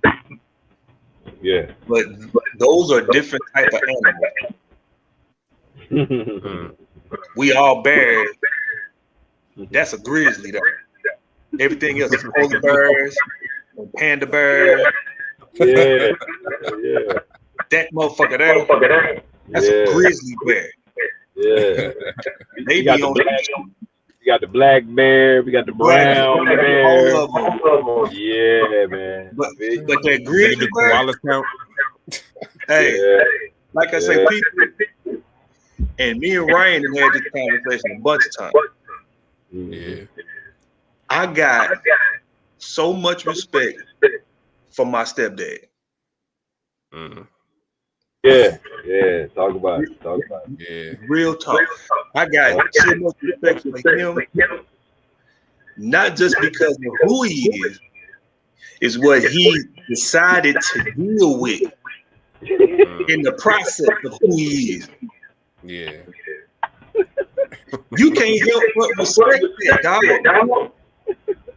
I mean, real talk. Real talk. Like, don't get me wrong, man. Love my mother. Will lose a man enough to speak live. So I repeat what I'm about to say. Yeah, I'm with you, bro. You know I'm with you. I'm jumping off the cliff with you, bro. I'm on the edge with you. If you down, I'm down. Hey, go ahead. It's only time. Go ahead. We're gonna take a good woman. Yeah. Love her to death. I mean, literally. But what I know about my mother, which is a wonderful person, what my stepdad go through to be with my mama, I couldn't do. I could not do that shit. Yeah. I got grandma. My nigga. That's just from thinking about the shit. I ain't even here. Oh man. My stepdad, I'm telling you, dog, my stepdad in my eyes, he a superhero in that shit. Yeah, for real. I mean, that's real talk. That's real. When my big brother made that move, the same thing I said about him. Like, boy, I got so much respect for my damn brother because he didn't jumped off the motherfucking cliff with a parachute and he don't even know if that motherfucker gonna open or not, but he jumped anyway. Can't be mad at that. Can't be mad at that. He get mad respect from me. Mad respect. For real. But I don't think I can do it. I don't think I can do it. And be sane. Right. My ass be walking out here eating ink pens. I be chewing on ink pens, man. I've been lost my damn mind, man. They be like, what the fuck wrong with that dude? my name would change. When we had the same name, man. People like, what's his name? It's that dude. Who? That dude. He ain't even got a name no more. It's that dude. He went and got married. He ain't even got a name no more. That dude. I be chewing on this. I be biting on this shit. Like I got a bunch of nuggets in my pocket. Dude. Whew. I don't know, man. I don't know. Ryan, my brother will go get married before I do. Mm. Real talk. That's what we talked about. That's what we talking about. Now I ain't trying to. Yeah, go ahead. What you about to say?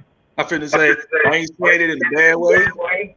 I think that'll be a wonderful thing. But I'll be the last of the Mohegans.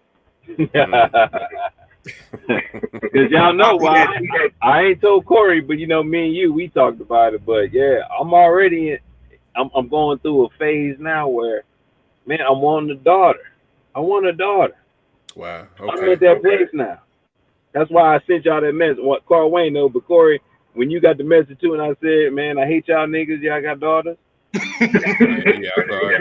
Happy Father's Day. Yeah, I'm at a place where, man, I want a daughter, so I want that. So I'm pretty sure with that, it's also the next. It's gonna be the other thing. It's gonna be that marriage. It's gonna be that type of thing. Yeah. So I'm getting to a place where I'm desiring that a bit. Yeah. So game changer. Yeah. So if that happens, we talking about if that happens, the other dude, listen. When you find that one girl and she break winds, and you be like, listen, and you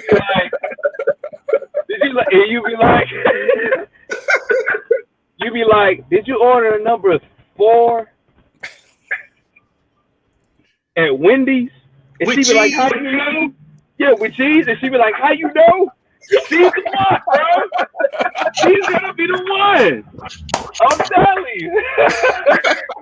Cause she's gonna have everything else covered. Everything else gonna be covered. But she's gonna be like, man, you fart a whole lot. I know what you eat when you fart. She's gonna be the one, bro. And you're gonna have to do it. And you know what's funny? I'll be in a situation like that, and the brother gonna have to buy stock in Glade. I'm gonna have to have a stock of Glade, man, because damn. Nigga gotta buy candles every week. I mean, what was it? You remember the pandemic when all the Lysol was gone? That's gonna be your ass. Man, I don't know why the dude he keep buying up all the Lysol, but we don't even run out when he come here every week. Right. It'd be a pandemic in my house.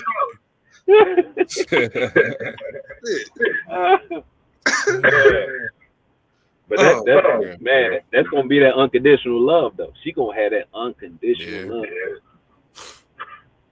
Yes, sir. She can't afford not to. Everybody else You're right.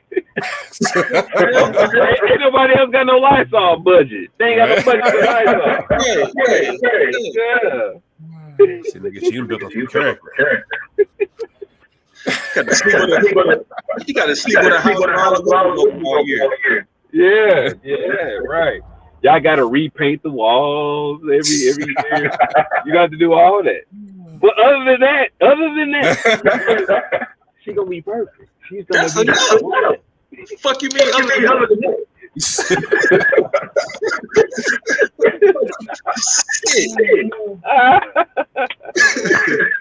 Nigga, the walls be turning greasy. Yeah, man. You see the paint? Yeah, it's like when the windows be sweating sometimes. You see the paint gonna be rolling down the wall, bro. But she's fire in this man. Yeah, the wallpaper gonna shrivel up and start rolling up. You gotta stay in the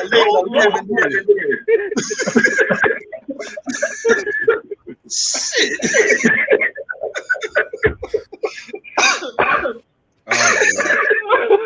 Can't be in no house. Stand alone, man. You know what I mean? You know what I'm saying? You gotta stay in the park. You know what I'm saying? You know what I'm saying? We gotta drive around the road. We gotta drive around the car and our ass gotta be out the window so she don't burn the seat.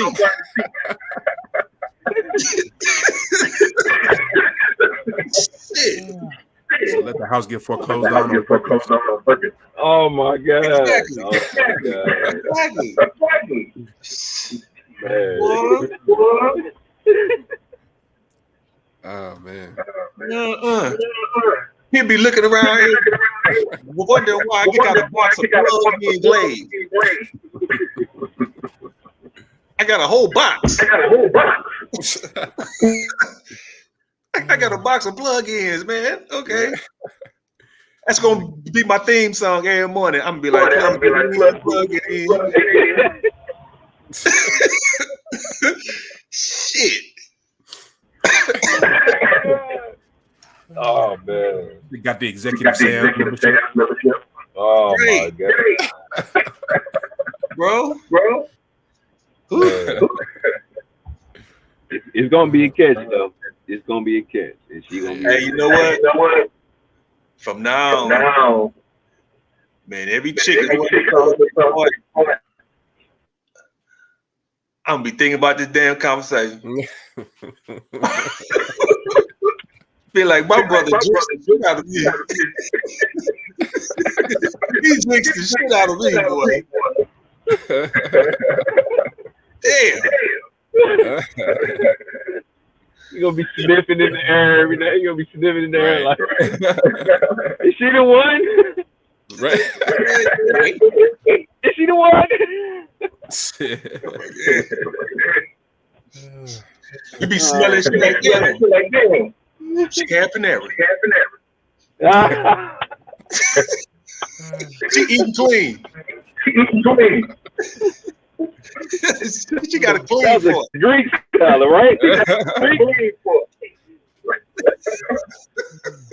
had a Greek salad, right? You had Greek dressing? Right. That's Greek dressing, right? Yeah. Tracking her ass down like Wolverine or something. Yeah, man. Yeah, for real. For real, man. Hey, man, I don't like y'all, man. I don't like y'all, man. I don't like y'all. Listen, man, that's God humor. I'm telling you, that's God's humor. That's God laughing right there.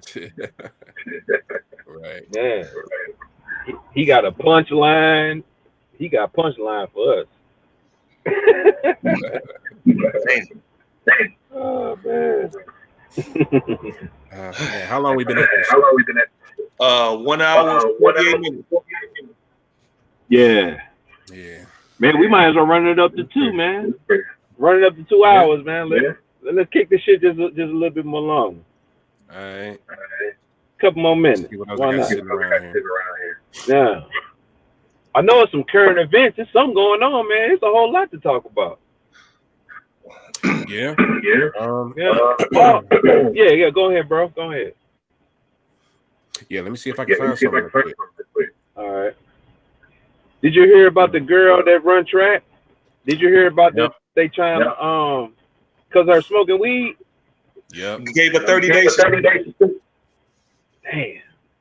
And she can't go to the Olympics or something? No, she already there. Yeah, she Yeah, but they Okay. trying they talking like she might not be able to get into the race no more. Mm-hmm. Yeah, that's some bullshit. Yeah. What they Like, do is with that Michael international Jackson? law? That's not bullshit. No?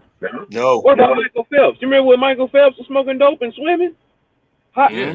how did he get around that? What they do? They just gave him a pass? Was that white privilege? I don't know what his suspension was. Yeah. You know what I'm saying? I don't really know what the penalty was on that. But business-wise, I can see why they did it business-wise. Mm. You know what I'm saying? I mean, because you represent the brand. So you represent the brand. So it's like, is this what the representation is going to be? I got this top superstar, young, that's out here doing these type of things. It's a bad reputation business-wise.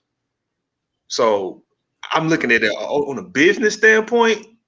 I can see why they did it business wise. Whoever did that, whatever the committee is or whatever sponsors that baby girl had, business wise, yeah, okay. Doing business. Now, on a personal level, okay, if somebody else then did that same thing and they didn't get the same punishment, okay, yeah, I don't think that's fair.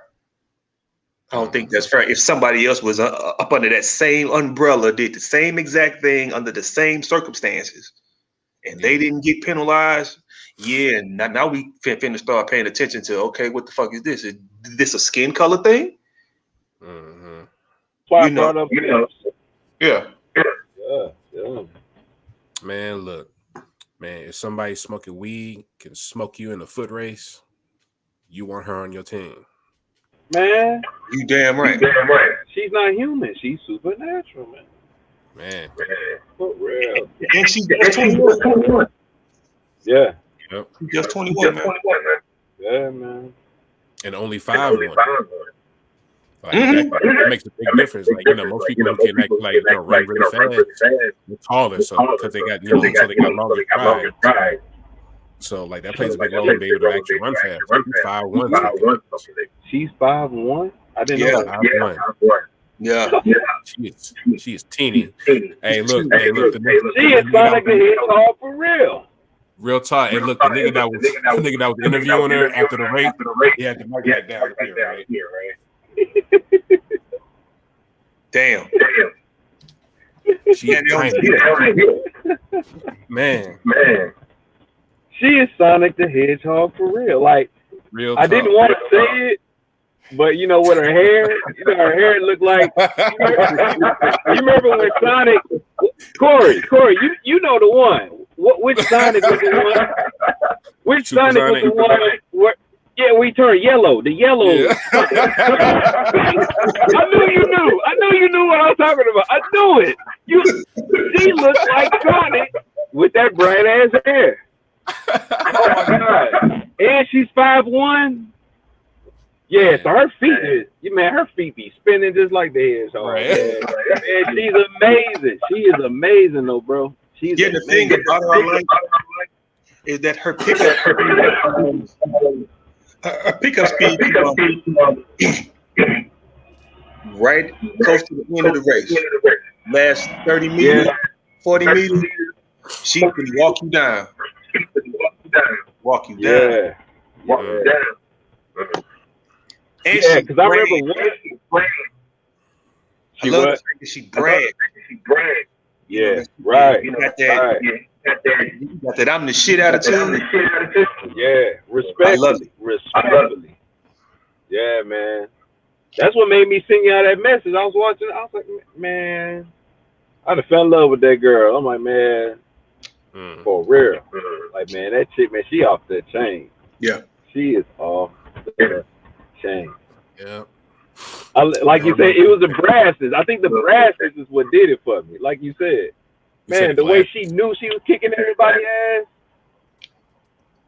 the way she knew it, man. Yeah. And I remember hearing her say, she was talking about how her takeoff, talking about the people, the people that she working with, her trainers and all them, coaches and all that. She say, she gonna be working on her takeoff. Yeah. And when I heard her say that, I was like, oh my God.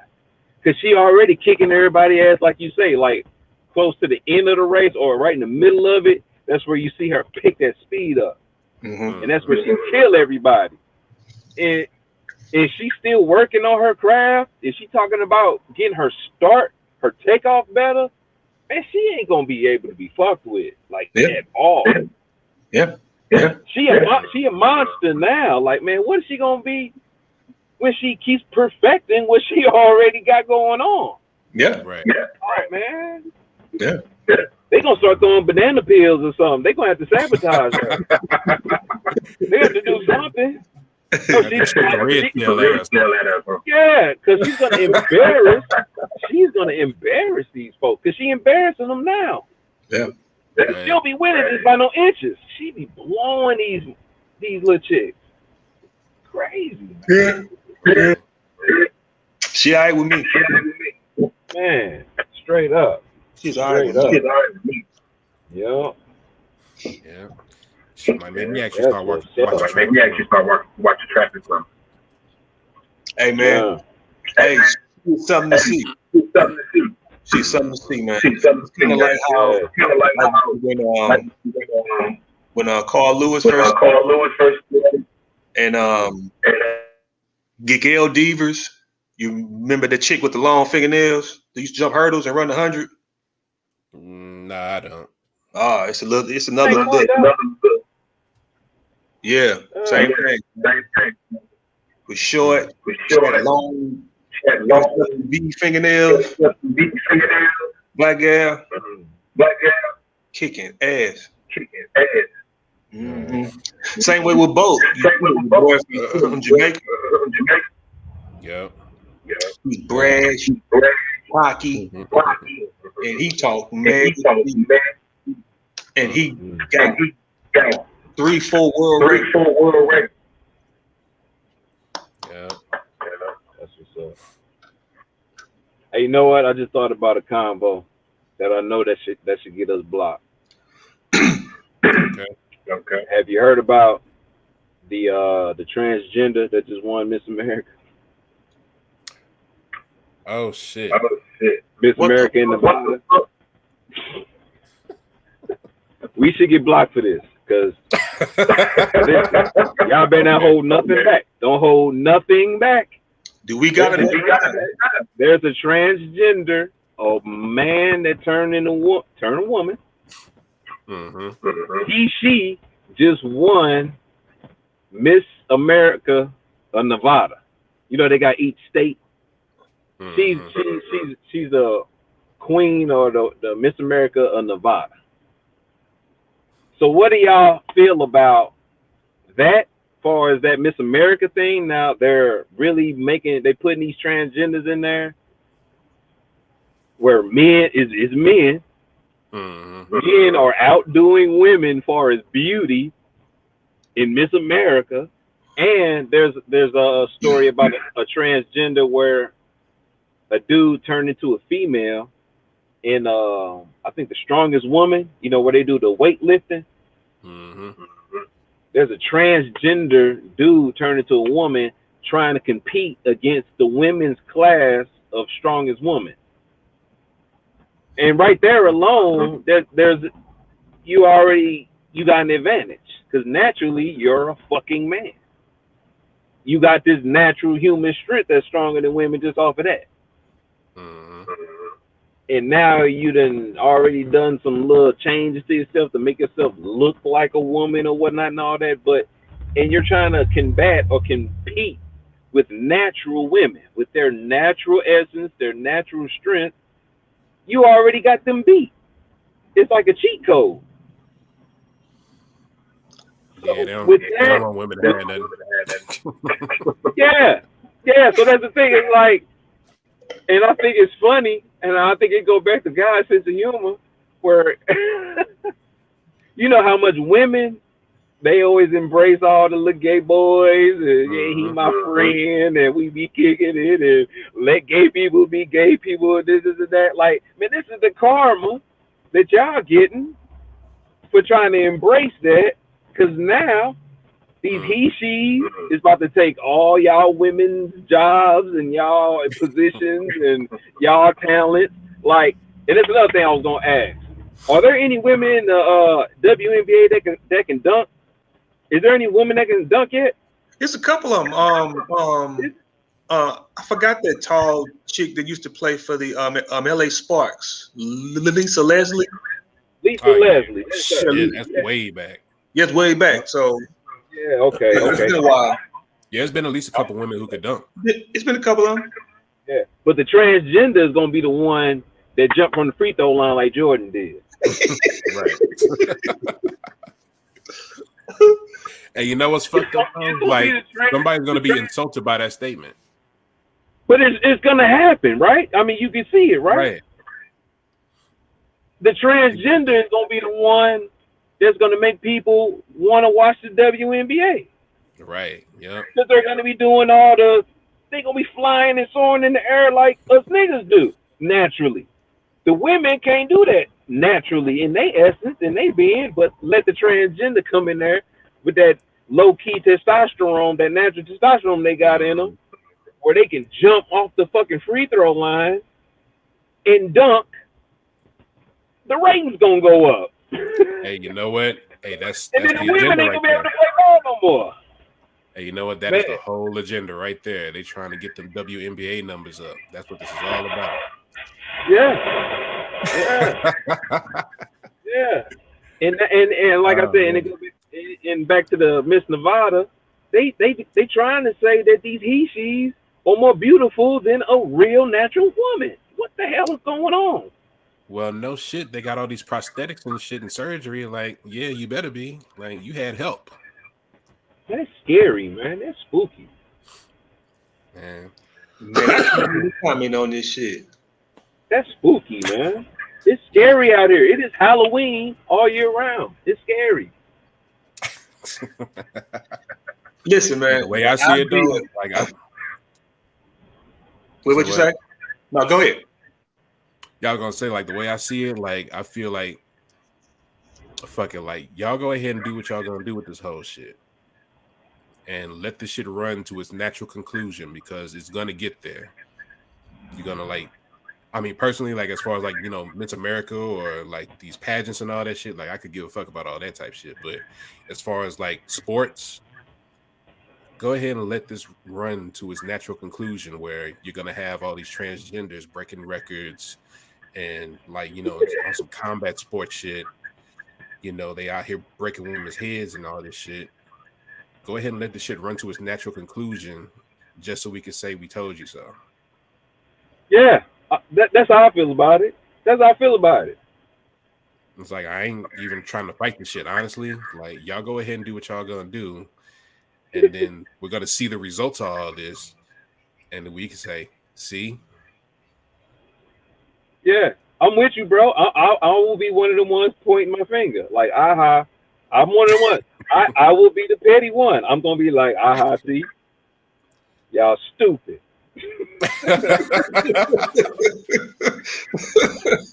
And, like, the thing is, like, it's not even a matter of, like, they wrong for, like, you know, wanting to do what they do and, like, engage in the things they want to engage in. But on the same level that, you know, they call themselves, like, you know, trying to be recognized as what they are and all this type shit, y'all also still want to compete in these binary arenas. Yeah. Like, you want to be recognized as transgender, or, you know, whatever your sexual orientation is, and you got all these, you know, letters to represent it and all this type shit. But y'all still want to compete and be accepted in this binary arena. Yeah. Like, instead of, like, you know, either you're a man and you're going to compete in a men's league or a men's sport, Right. or you're going to be a woman and compete in a woman's sport. Like, Right. why not? You know, if you're like one of these, you know, if you're transitioning, why not we have, like, a transgender league? Yeah.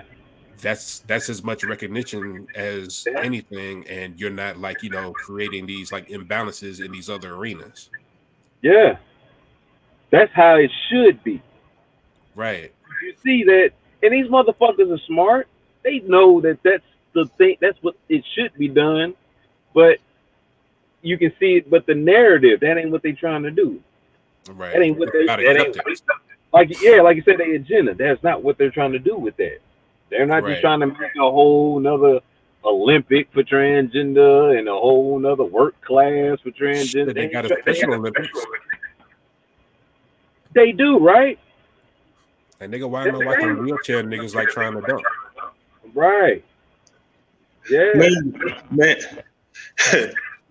The idea that there are people out here, because this probably will get us blocked, but I don't give a shit. Yeah. The idea, man, that there are people in the world that wake up and are not sure of what they want to be, or not happy with who they are. Yeah. Now, that's the part that is kind of scary to me. It's like, what is it about you that you see when you wake up every day and you say, I don't want to be a girl no more. I want to be a guy. Or I don't want to be a man because women look so beautiful that I want to be a woman. Yeah. I'm not sure it's that complicated. It got Not most of the time. that don't sound complicated. That sound confusing. That ain't complicated to me. Yeah, I'm saying like I don't think it. Well, that's more complex than what I guess like what I believe it to be. Okay. And personally, I don't see why there's so much debate about it because it seems to make perfect sense if you ever actually listen to these people talk. Just like gay people, like a whole lot of them. If you listen to them talk about, when they figured out that they were homosexual or whatever it was, they say I knew as a child. Swoosh, you remember them two dudes that used to live next door to us at grandma's? Yeah, bro. I ain't forgot that shit. Hey, come on, man. Like, who makes that decision that young to be that, and then to know, like, what is out here, like all the kind of like just the ostracism that you're gonna go through, being like, this weirdo who's you're a boy but you act like a girl, like. Nigga, you look funny out here, but you're gonna sign up voluntarily to be that. And for what purpose? Like, I don't think anybody makes that choice on purpose to go through that. Like, who the fuck would just sign up for that? Like, it can't be a choice. Man. Somebody said something. Somebody had to say something. Somebody had to put that in their ear. Or something they've seen. Or something. How much shit can you see that'll make you say, "Hey, I'd rather be a girl"? So, because some people, depending on what your situation is, some people probably done went through so much attack from people around them about the way they look, the way they are. Yeah, some people that can say some really fucked up shit. Be like, you know what? I didn't want you to be a boy. I wanted you to be a girl. Could have got that from their parents. I mean, it could have been just a genre of scenarios where some of these people probably don't feel accepted as a man, and they turn into a woman and try to get that acceptance. Then they could be a woman because they're nice and they're pretty and they get the attention, and they might want to do some crazy shit like that. Some people seem to care about their image more than who they really are on the inside, and they will take these extremes and do all of this shit to their body and change their body and change their name and do all of this for an image. I mean, that's what I see. I see all of this as an image game. Because I feel like for some people it may be that. Yeah, I don't think that's for most of them though. Shit, it can't be, man. If it's something else, there is something on the inside of those individuals, in my opinion, that don't take it as an image thing. It's something on the inside of them that got them not happy with who they are. All right, and we still just talking about transgenders, right? Yeah. Okay. Yeah. You ain't happy with who you are. If you finna go to that extreme. That's extreme. Nah, okay, being gay or something like that. Oh, okay, that's just a preference, in my opinion. All of it's a preference, really. I mean, all of it is a preference, but there's some levels of this preference. It's somebody that, okay, it's a girl that always liked girls. Mm-hmm. Okay, it's a guy that was always wanting to be close to a guy, but that's one level. But when you want to change who you are, that's another level. It's like, oh shit, like, oh, okay.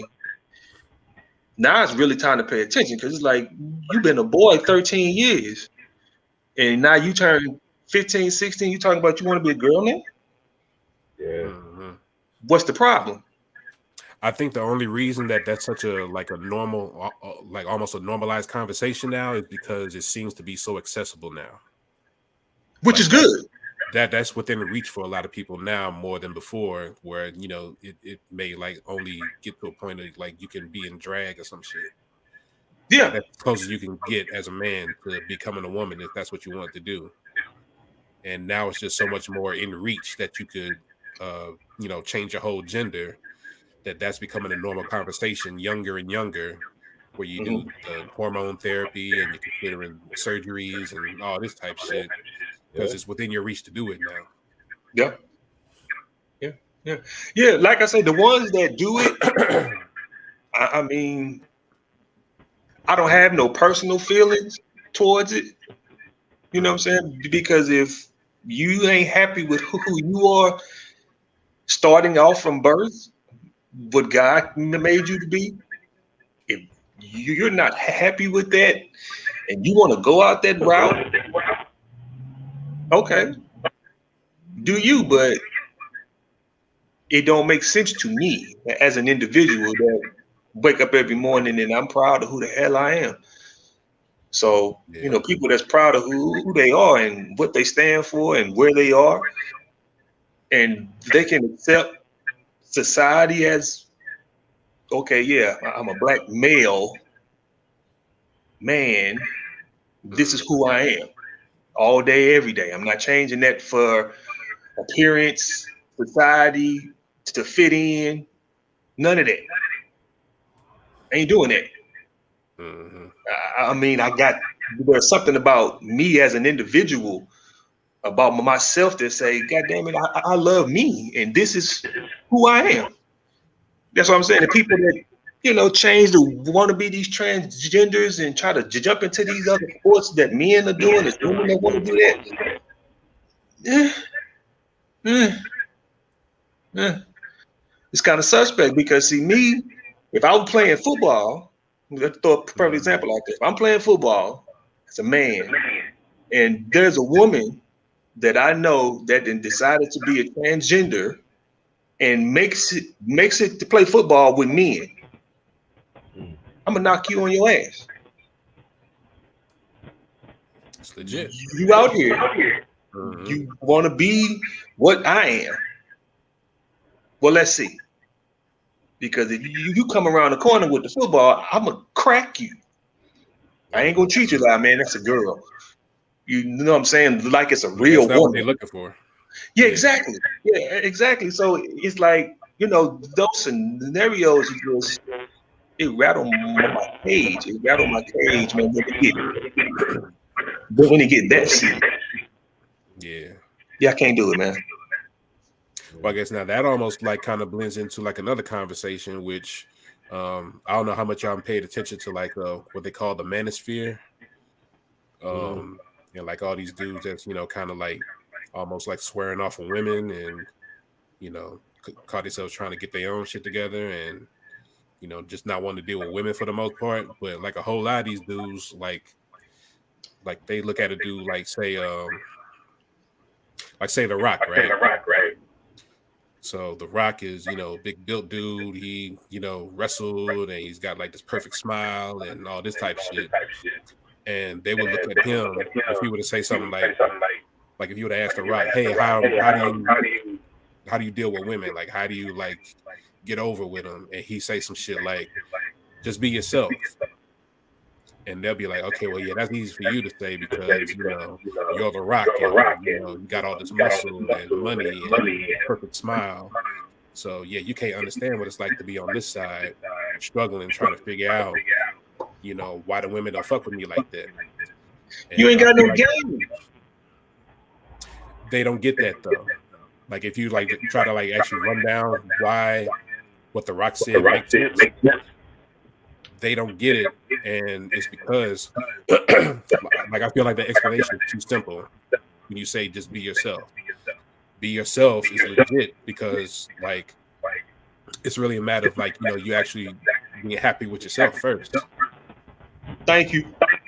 Right. But I guess like the hard part about that is like a whole lot of us early, especially like early on, we spend a whole lot of our time like trying to be somebody else in a way, or like we got these people that we look up to and we try to adopt certain traits about them, and these are the people that we aspire to be. Like we have heroes and shit. So these are the people that we aspire to be, and we don't know how to like, appreciate our own personalities enough to like make that work for us. Like there's something about our own personality that if we were just comfortable with it and cool with it, we could put that out into the world, and other people appreciate it too because they know you're not reaching for their approval, and people are afraid to like kind of put themselves out there that way because they're worried they'll be rejected, people won't accept them, shit like that. Yeah. And kind of what I was saying. It's like you got to be comfortable with yourself. Right. You know what I'm saying? If you ain't comfortable with yourself. That's a real struggle for a lot of people. I guess that was my point. Yeah. Which I don't understand. Yeah. You know what I'm saying? I don't understand it. I mean, at all. I mean, probably because I'm so in tune to who I am that people around me, you're going to either rock with me or you're not. And I'm okay with people saying, I don't want to rock with you. Mm-hmm. That's cool. You know what I'm saying? It's like, all right, well, you probably the person I don't need to have around me in the first place. Right. You know what I'm saying? So you attract your why tribe. would I? You said you attract your tribe. Yeah, exactly. Exactly. So the people that, I mean, come on, man, let's keep it 100. My ass is the last person, personally, that need to be standing up in front of a podcast right now. Real talk. Okay. You know what I'm saying? Same here. You know what I'm saying? I'm the last person, and the only reason why I'm saying it about myself, because I'm confident in myself, is the fact that out of all of us, I'm the one person with a speech impediment. So if I was to worry about how people feel about me being who I am, my ass wouldn't be here. Because I'm sitting there thinking like, okay, damn, man, it's some words, it's some stumble, it's some stuff I'm going to say twice or 2 or 3 times, whatever the case may be. Now, if I let that bother me because I can't be a part of the masses, then there's something wrong with me. Damn it. I'm going to be me.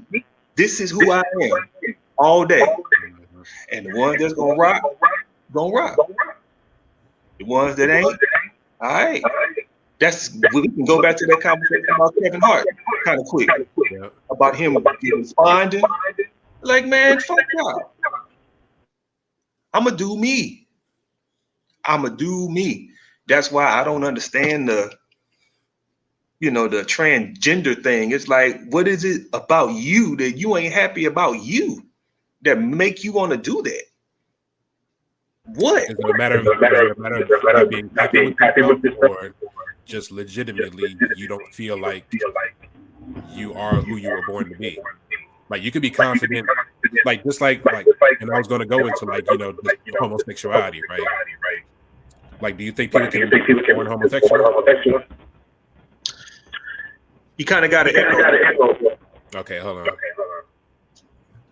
Trying to keep Swish available in case you want to say something. Yeah, I was saying, do you believe that homosexuals can be born homosexual? No. No? No. Believe that? No. You think it's a choice? Of course. What the hell you born? No. Okay. You can't born to. You mean to tell me that there are people, well, which is true. You mean to say that there are people walking around, which they are, that actually believe you were born to like something or not? You were born this way? That ain't a choice. You say it's not a choice. No, I'm saying that's not a choice. To be born a certain way. You're born based on whatever the hell happened. You were born this way. So you had to make a decision to say, oh, I do like girls if I'm a girl. Or I do like boys if I'm a boy. That's a decision. That's not some shit you were born. No, hell no. No. And anybody who want to challenge that shit, please challenge it. Okay. All right. right, so you about to block me, all right? So Block me. Yeah, block me. okay, Shit. all right. So by that logic, that means that every day of our lives, we have made the choice, the extremely hard decision to resist the urge to suck a dick. Yeah. That's a choice. Come on, don't do that, man. Don't do No. that. That is a choice because you know why? You know why it's a choice? Because if somebody wanted to do that, a brother wanted to do that, a man do that, he made a decision to say, yeah, I'm gonna go suck a dick. That's a choice. He wasn't born to do that shit. He made a decision to say, I'm gonna do it or I'm not. That's a choice. Okay. All right, so I'm gonna take a little bit deeper, right? Okay, Go so for I get what you're saying. So what you're saying is it's the choice that makes you gay, not necessarily whether you do or don't want to do it. Yes, of course. It's a choice. You ain't born with the shit. It's not some shit. I don't believe that. All right, so I'm trying to see how I can word this. All right, so can you change what you find attractive about women? Can I change it? Yeah. Yeah, of course I can. You can change it? You can change it. You have to see it for yourself. That's how you make a change. You look at something and go, yeah, that looks good. Or no, it don't. Because it really depends on what your preference is, again, of what's beautiful. It's a preference. But where do your preferences come from? Your preferences come from what it is that you choose to like. Again, you still got to like something. It's a preference. You got to like it. If you like trucks, you see something about a truck that make you say, I don't want a car. It might be a whole bunch of good looking cars, but it's like, no, I'm in the trucks. That's my preference. I got a preference. You know what I'm saying? You got a preference. If there's a woman that's out there that look a certain kind of way and you be like, damn, now this is what looks good to me. Okay, you choose to say you saw something to go, oh, that right there is look good. That's what I consider fine, or that's what I consider sexy. That's a preference. It's a choice. It's the same way brothers like thick gals. Some brothers like thick gals. I'm one of them dudes. I like me a thick gal with thighs and hips and breasts. That's my shit. Make that ass clap. God damn it. That's my thing. Good. Right. For real, that's my thing. Where it's somebody else that got a preference that says, well, okay, now, man, I like a skinny broad. I like one that put a thong on and you still see the thong. You know what I'm saying? Right. You know what I mean? So you got a preference. So yeah, man, you can change that. It's all of it's a choice. You can change. I ain't see. Go for it. All right, so what you're saying is if I just put it in front of you, right? If I put in front of you to change your preference to liking a 600-pound,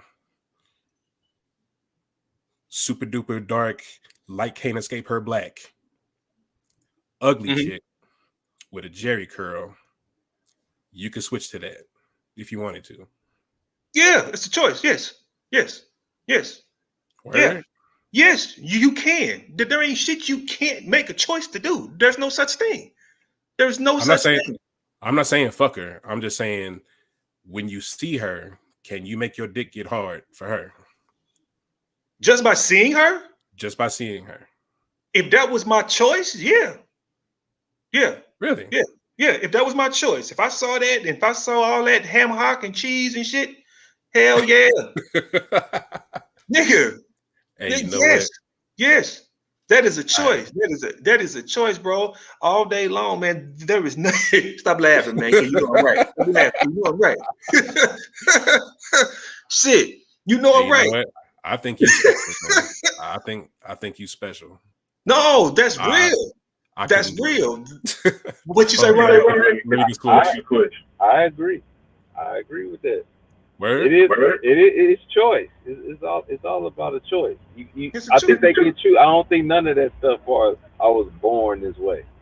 And I think another word maybe that could probably be more impactful than choosing or make a choice is influence. We all come in the world and we get influenced to be attracted to certain things. We get influenced to eat certain things. You know, so I think the influence plays a part more than, well, I already came in the world and I just already was this attracted to 600 pounds. Yeah. Thick and cheesy and like what he just said. I can't even repeat what he said. That was so funny. But yeah, people, it's an influence thing. They can't come in the world and already know what they're supposed to do. Like I said, now, just like how they talk about how the pig is like the filthiest animal. We're not supposed to eat that. We can get influenced to eat the pig or get influenced to not eat it. So it's about an influence thing. You can't just say, hey, man, I came in the world and I saw the pig and I just had to bite into it. I don't think we work like that. I think it's an influence thing. So kids get influenced, like you talk about the two little cats that we grew up on our block. They got influenced by what girls was doing, and something just hit them where they said, I want to do what the girls do. And that's what made them jump into it. And that goes to choice. They chose to do that. Okay. Yeah. Okay, so I guess like my whole thing is that's behavioral versus what they're attracted to. They can have femininity. No, but attraction is a choice too. You got choice in attraction all day. Yeah, that's what I'm saying. I think that it covers the whole. It covers the whole board. Yeah. Influence covers attraction. Yeah, preference, all that. It covers it all. Right. Okay, I got something for you. Why do flies only fuck flies?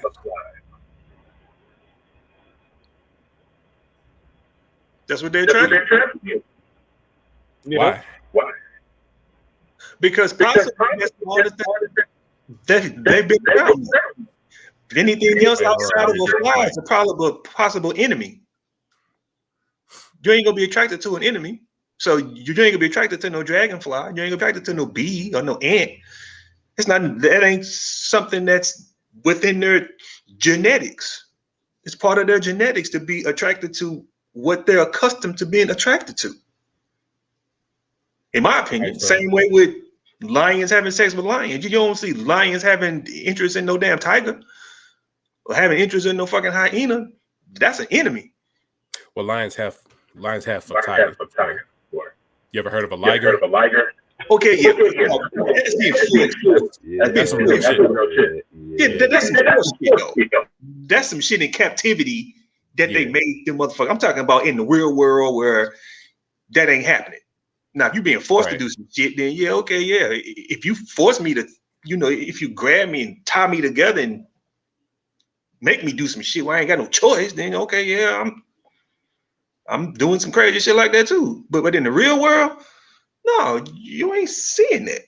You ain't seeing that. So flies are attracted to that same way with humans attracted to humans. Some of us. You got some motherfuckers out here. They fucking most of them fucking sheeps and cows and mules and horses and donkeys and dogs and shit. You got some weird motherfuckers in the world like that. But the majority of us, we're attracted to another human. So that part is just okay, but even that is a choice. It's a choice. It's the same way with type of women that we like. All of us sitting up here right now, we are influenced by the certain type of chick that we like. It's something about a chick that we will run across and be like, yeah, that right there, yeah, I can do that. It's all day long. We wasn't born. None of us were set up here and born. And we just said, okay, I'm born, I'm in the world, and this is what I'm like. We don't know what the hell we like. We ain't seen nothing. But we ain't been nowhere to see nothing. We ain't been exposed to nothing to say, I was born this way. How? You ain't seen shit. You ain't been nowhere. You ain't seen nothing. You don't even know comprehend what the hell you get old enough to look more of it. Mhm. So come on, man. I'm not hearing that shit. I ain't hearing that. I was born with it. I was born this way shit.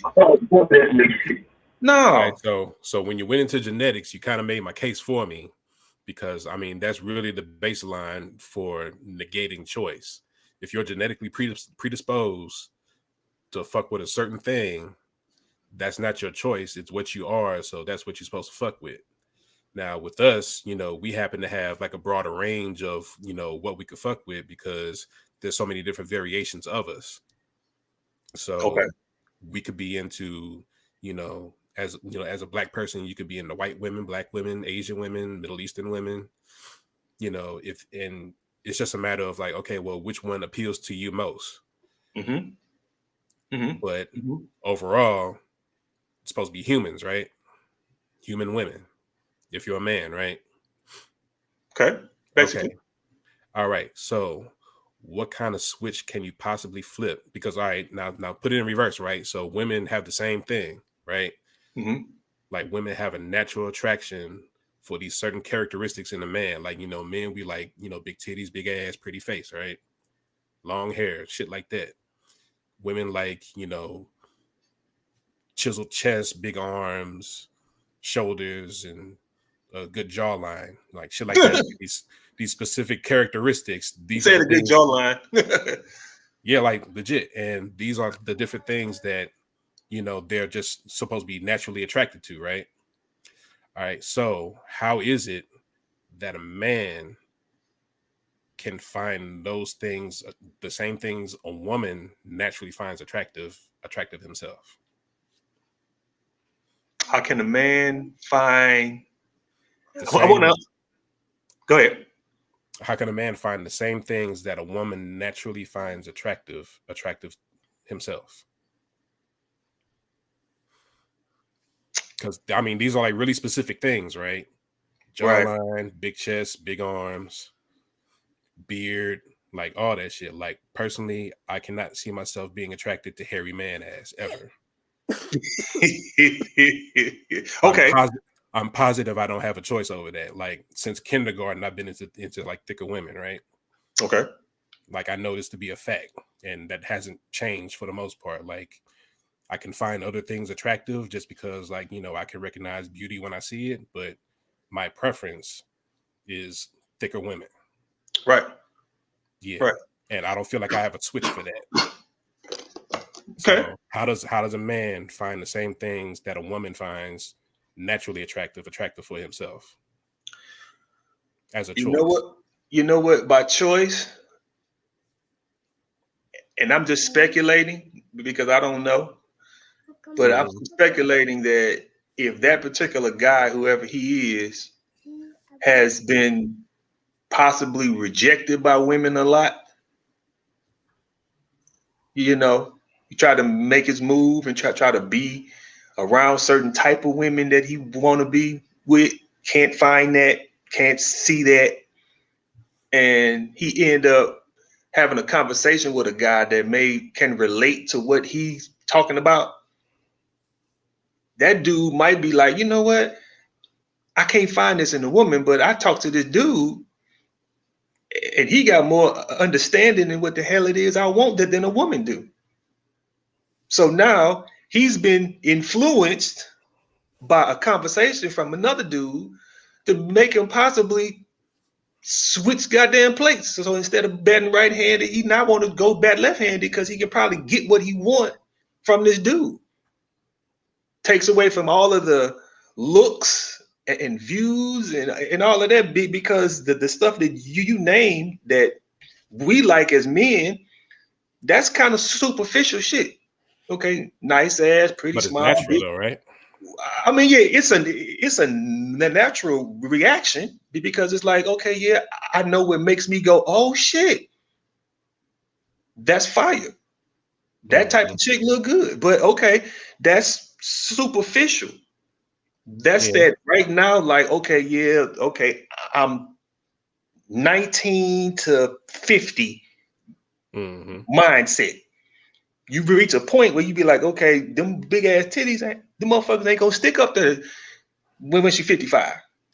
Mm-hmm. You know what I'm saying? All that nice ass that she got, it ain't gonna always be like that. You know what I'm saying? You know what I'm saying? Them real nice, pretty teeth one day gonna turn into dentures. Mm-hmm. You know what I'm saying? It's gonna be a change. So that dude that can't find that shit might find that in some dude, or vice versa. Even a gal. A gal could be wanting this particular type of guy, and she can't find what she want. That compassion, that commitment, that faithfulness, that beat her on time type dude. She can't find that in the dude. So she end up running across a chick that give her all of that shit. You give her all of that attention and that space that she won and that, camaraderie that she looking for that she can't find in a dude.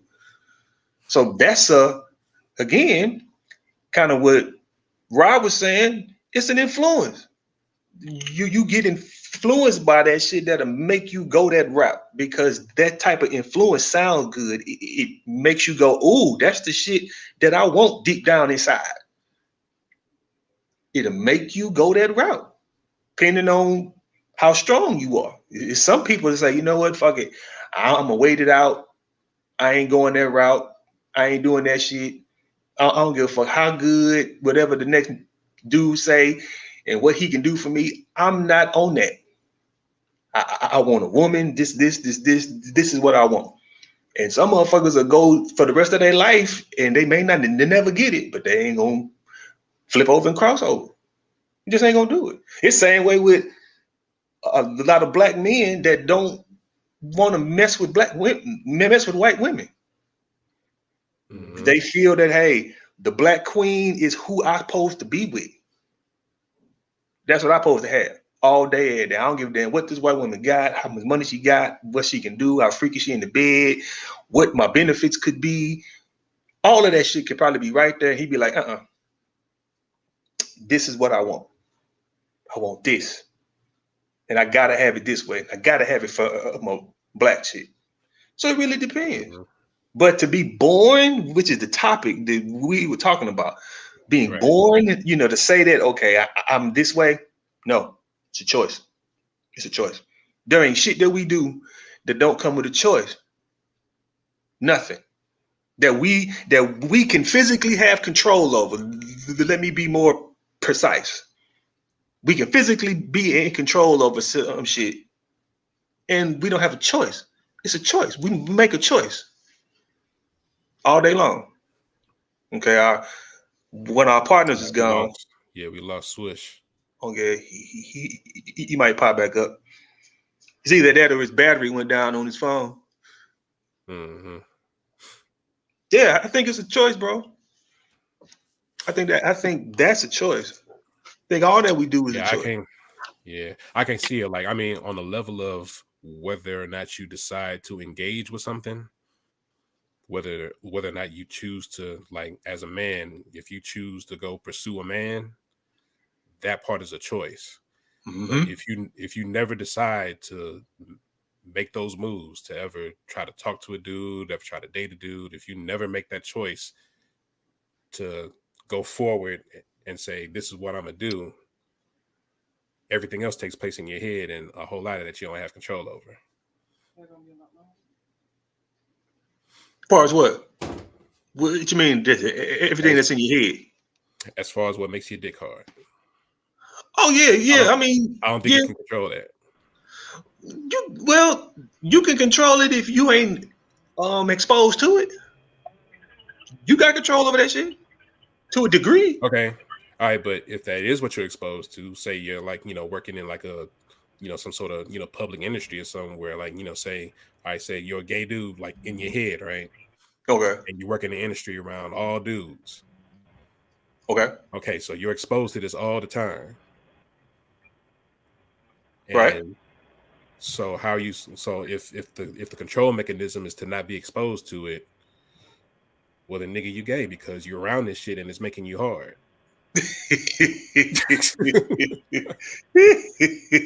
Now, whether or not you choose to actually do something about it to get your issue off, that's some other shit. But whatever takes place in your head, you can't really control that. You don't think so? No. Okay. Okay. I mean, because like this is the example I brought up earlier. We don't resist the urge, like just between the three of us, we don't resist the urge to suck a dick. We don't have to because it's not in us to do. Basically. Like, we're not sitting around like looking at other dudes, looking at their dick prints and shit, thinking, ooh, you know, what would that be like? Right. Like, Exactly. our eyes don't even go in that direction. Right. Like, we look at someone with a fat ass because like literally it's genetics, like you said, that we're supposed to be attracted to, you know, strong hindquarters, like a fat ass, you know, thick thighs, you know, strong, healthy thighs, big titties, because they're going to feed our children. And a my pretty ego. attractive face. It's going to You feed said my what? ego too. It's going to feed my children and my ego. Right. Like, the more beautiful woman you have, the more, you know, niggas could be like, hey, you know, I wish I had some of that. True. And this is things like, these are all things that we're supposed to naturally be attracted to, because that's how we keep the human race going. Yeah. So, you know, on the flip side of that, you know, it only stands to reason, because all this shit is hormonal, really. Like, it's testosterone and estrogen just going back and forth. So it's possible for people to have, you know, an opposing balance of those hormones, because we all have them. Like, men have estrogen, women have testosterone. Like, we both have both hormones, and they influence our sex drive and attractions and all that type shit. True. So there can be imbalances in those things that make it where you can like have an attraction to something that maybe you wouldn't normally be attracted to naturally, but it's still natural in this other direction. I mean, if you're getting technical, okay. That's exactly what I'm talking about, getting technical. Yeah, I mean, if you finna start to break down some scientific genetics and turning your XY chromosome into another fucking chromosome, then yeah, okay, yeah. I mean, if you going that route and you have some type of chemical imbalance in your body that does some shit to you that way, then okay. I mean, that's the same as hermaphrodites, right? Like, how do you explain that? Like, you know, which one are they supposed to be? Which gender should they be attracted to? I don't know. That's not right. They're born that way. Yeah. I mean, they're born that way physically. Yeah. Okay, but that shouldn't have nothing to do with your mental. Why not? What you mean? Why not? I mean, it's just like anything else. Actually, you know what? You're right. You're right. Yeah. What does that have to do with it? Because mentally, that's what's going to make the difference. Yeah, whatever you're naturally attracted to, that's what's going to make the difference. So if you're a hermaphrodite and just for some reason in your head it keeps firing, hey, I want a woman, well, then that's what that is. And that's what you're going to be attracted to, and you're not going to be able to help that shit, and you're going to have to figure out, okay, well, where can I get some Viagra? Because you know, going the other way, like, you know, men don't make you wet, so it's like, okay, well, these women make me hard, but you know, like, I ain't packing enough. So I don't know, man. We got to put one of them on the show. That's a good question. That's a good question to ask one of them motherfuckers on the show. Hey, man, what attracts y'all? I mean, y'all got both goddamn sex parts. So do you did get hard, or did you do your coochie get wet? Which one fuck is it? You know, y'all got preference. Y'all got options like a motherfucker. We ain't got options. Y'all got options like a motherfucker. You know what I'm saying? I mean, do your pearl tongue get hard, or do your dick stretch out? Which one is it? Because you got both of them. What the fuck? You know, nigga, do you get blue balls and have a period? I mean, I don't fucking know. You a blood in the Crip for real.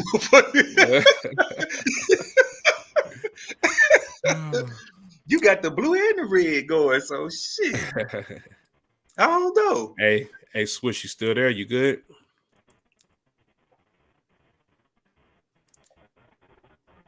Yeah, I don't know if he. Hey, you there, dog? I don't think he can. Yeah, so something going on where he at over there. Yeah, but yeah, I'm gonna need to go ahead and close this out because like people are looking for me. So. Oh, I understand. I understand. Yeah. Plus, you've been on here 2 hours and 45 minutes. God damn, really? Yeah, dog. Shit. Man, we said we were just gonna go to 2 a minute ago. All right. Oh yeah. We got tied up in them conversations, man. I mean, Yeah. it is what it is, and that's how it's supposed to be. Yeah. No Well, disrespect to the morphodites in the world that's out there, because I know it ain't too many of y'all, but then it might be, because I don't know. But just a it's not a huge conversation. amount, but I mean, show respect regardless. Yeah. Like I say, I mean, what a person's sexual preference is yours all day. I may not agree with the way you do it or how you do it, but you are an individual at the same time, and long as what you do don't violate nobody else's rights and comfortabilities and things, I mean, do what you do. I mean, shit. I ain't mad at you, Yeah. I ain't on that thing about the being attracted to no dudes or no guys. I know, that ain't even a thought of mine. You know what I'm saying? Hell. Yeah, but I'm glad we get this Swish Mo on here finally. Y'all get to chop it up with him and hear his thoughts and opinions on some things. And yeah, man, he had some good shit, man. He had some real good stuff on there, man. I mean, he been made some good valid points on a whole bunch of topics, man. And yeah, so hopefully we can get him back more consistently. He won't oversleep the podcast and shit. Hey, man, he doing what he doing, man. That dude got a graveyard / in the morning shift. I mean, yeah, that's insane. That's insane shit. Surprised he wasn't damn near dozing off doing this. I think this is day off though. Ain't this his day off? Yeah. Okay. Yeah, wasn't sure. Damn, I wish he was still here, man. He probably ain't got no battery. Man. Probably ain't got no battery life. Yeah, something. Yeah, but we're gonna do this again next week. Like I said, hopefully we get Swish Mo back, and yeah, man, we gonna have some more shit for y'all. So this has been Vin Diesel, aka Venom the Tiger Dragon, Swish Mo, and that other dude right there. And this has been the Since You Blocked Me podcast, and we will see y'all next time. Deuces.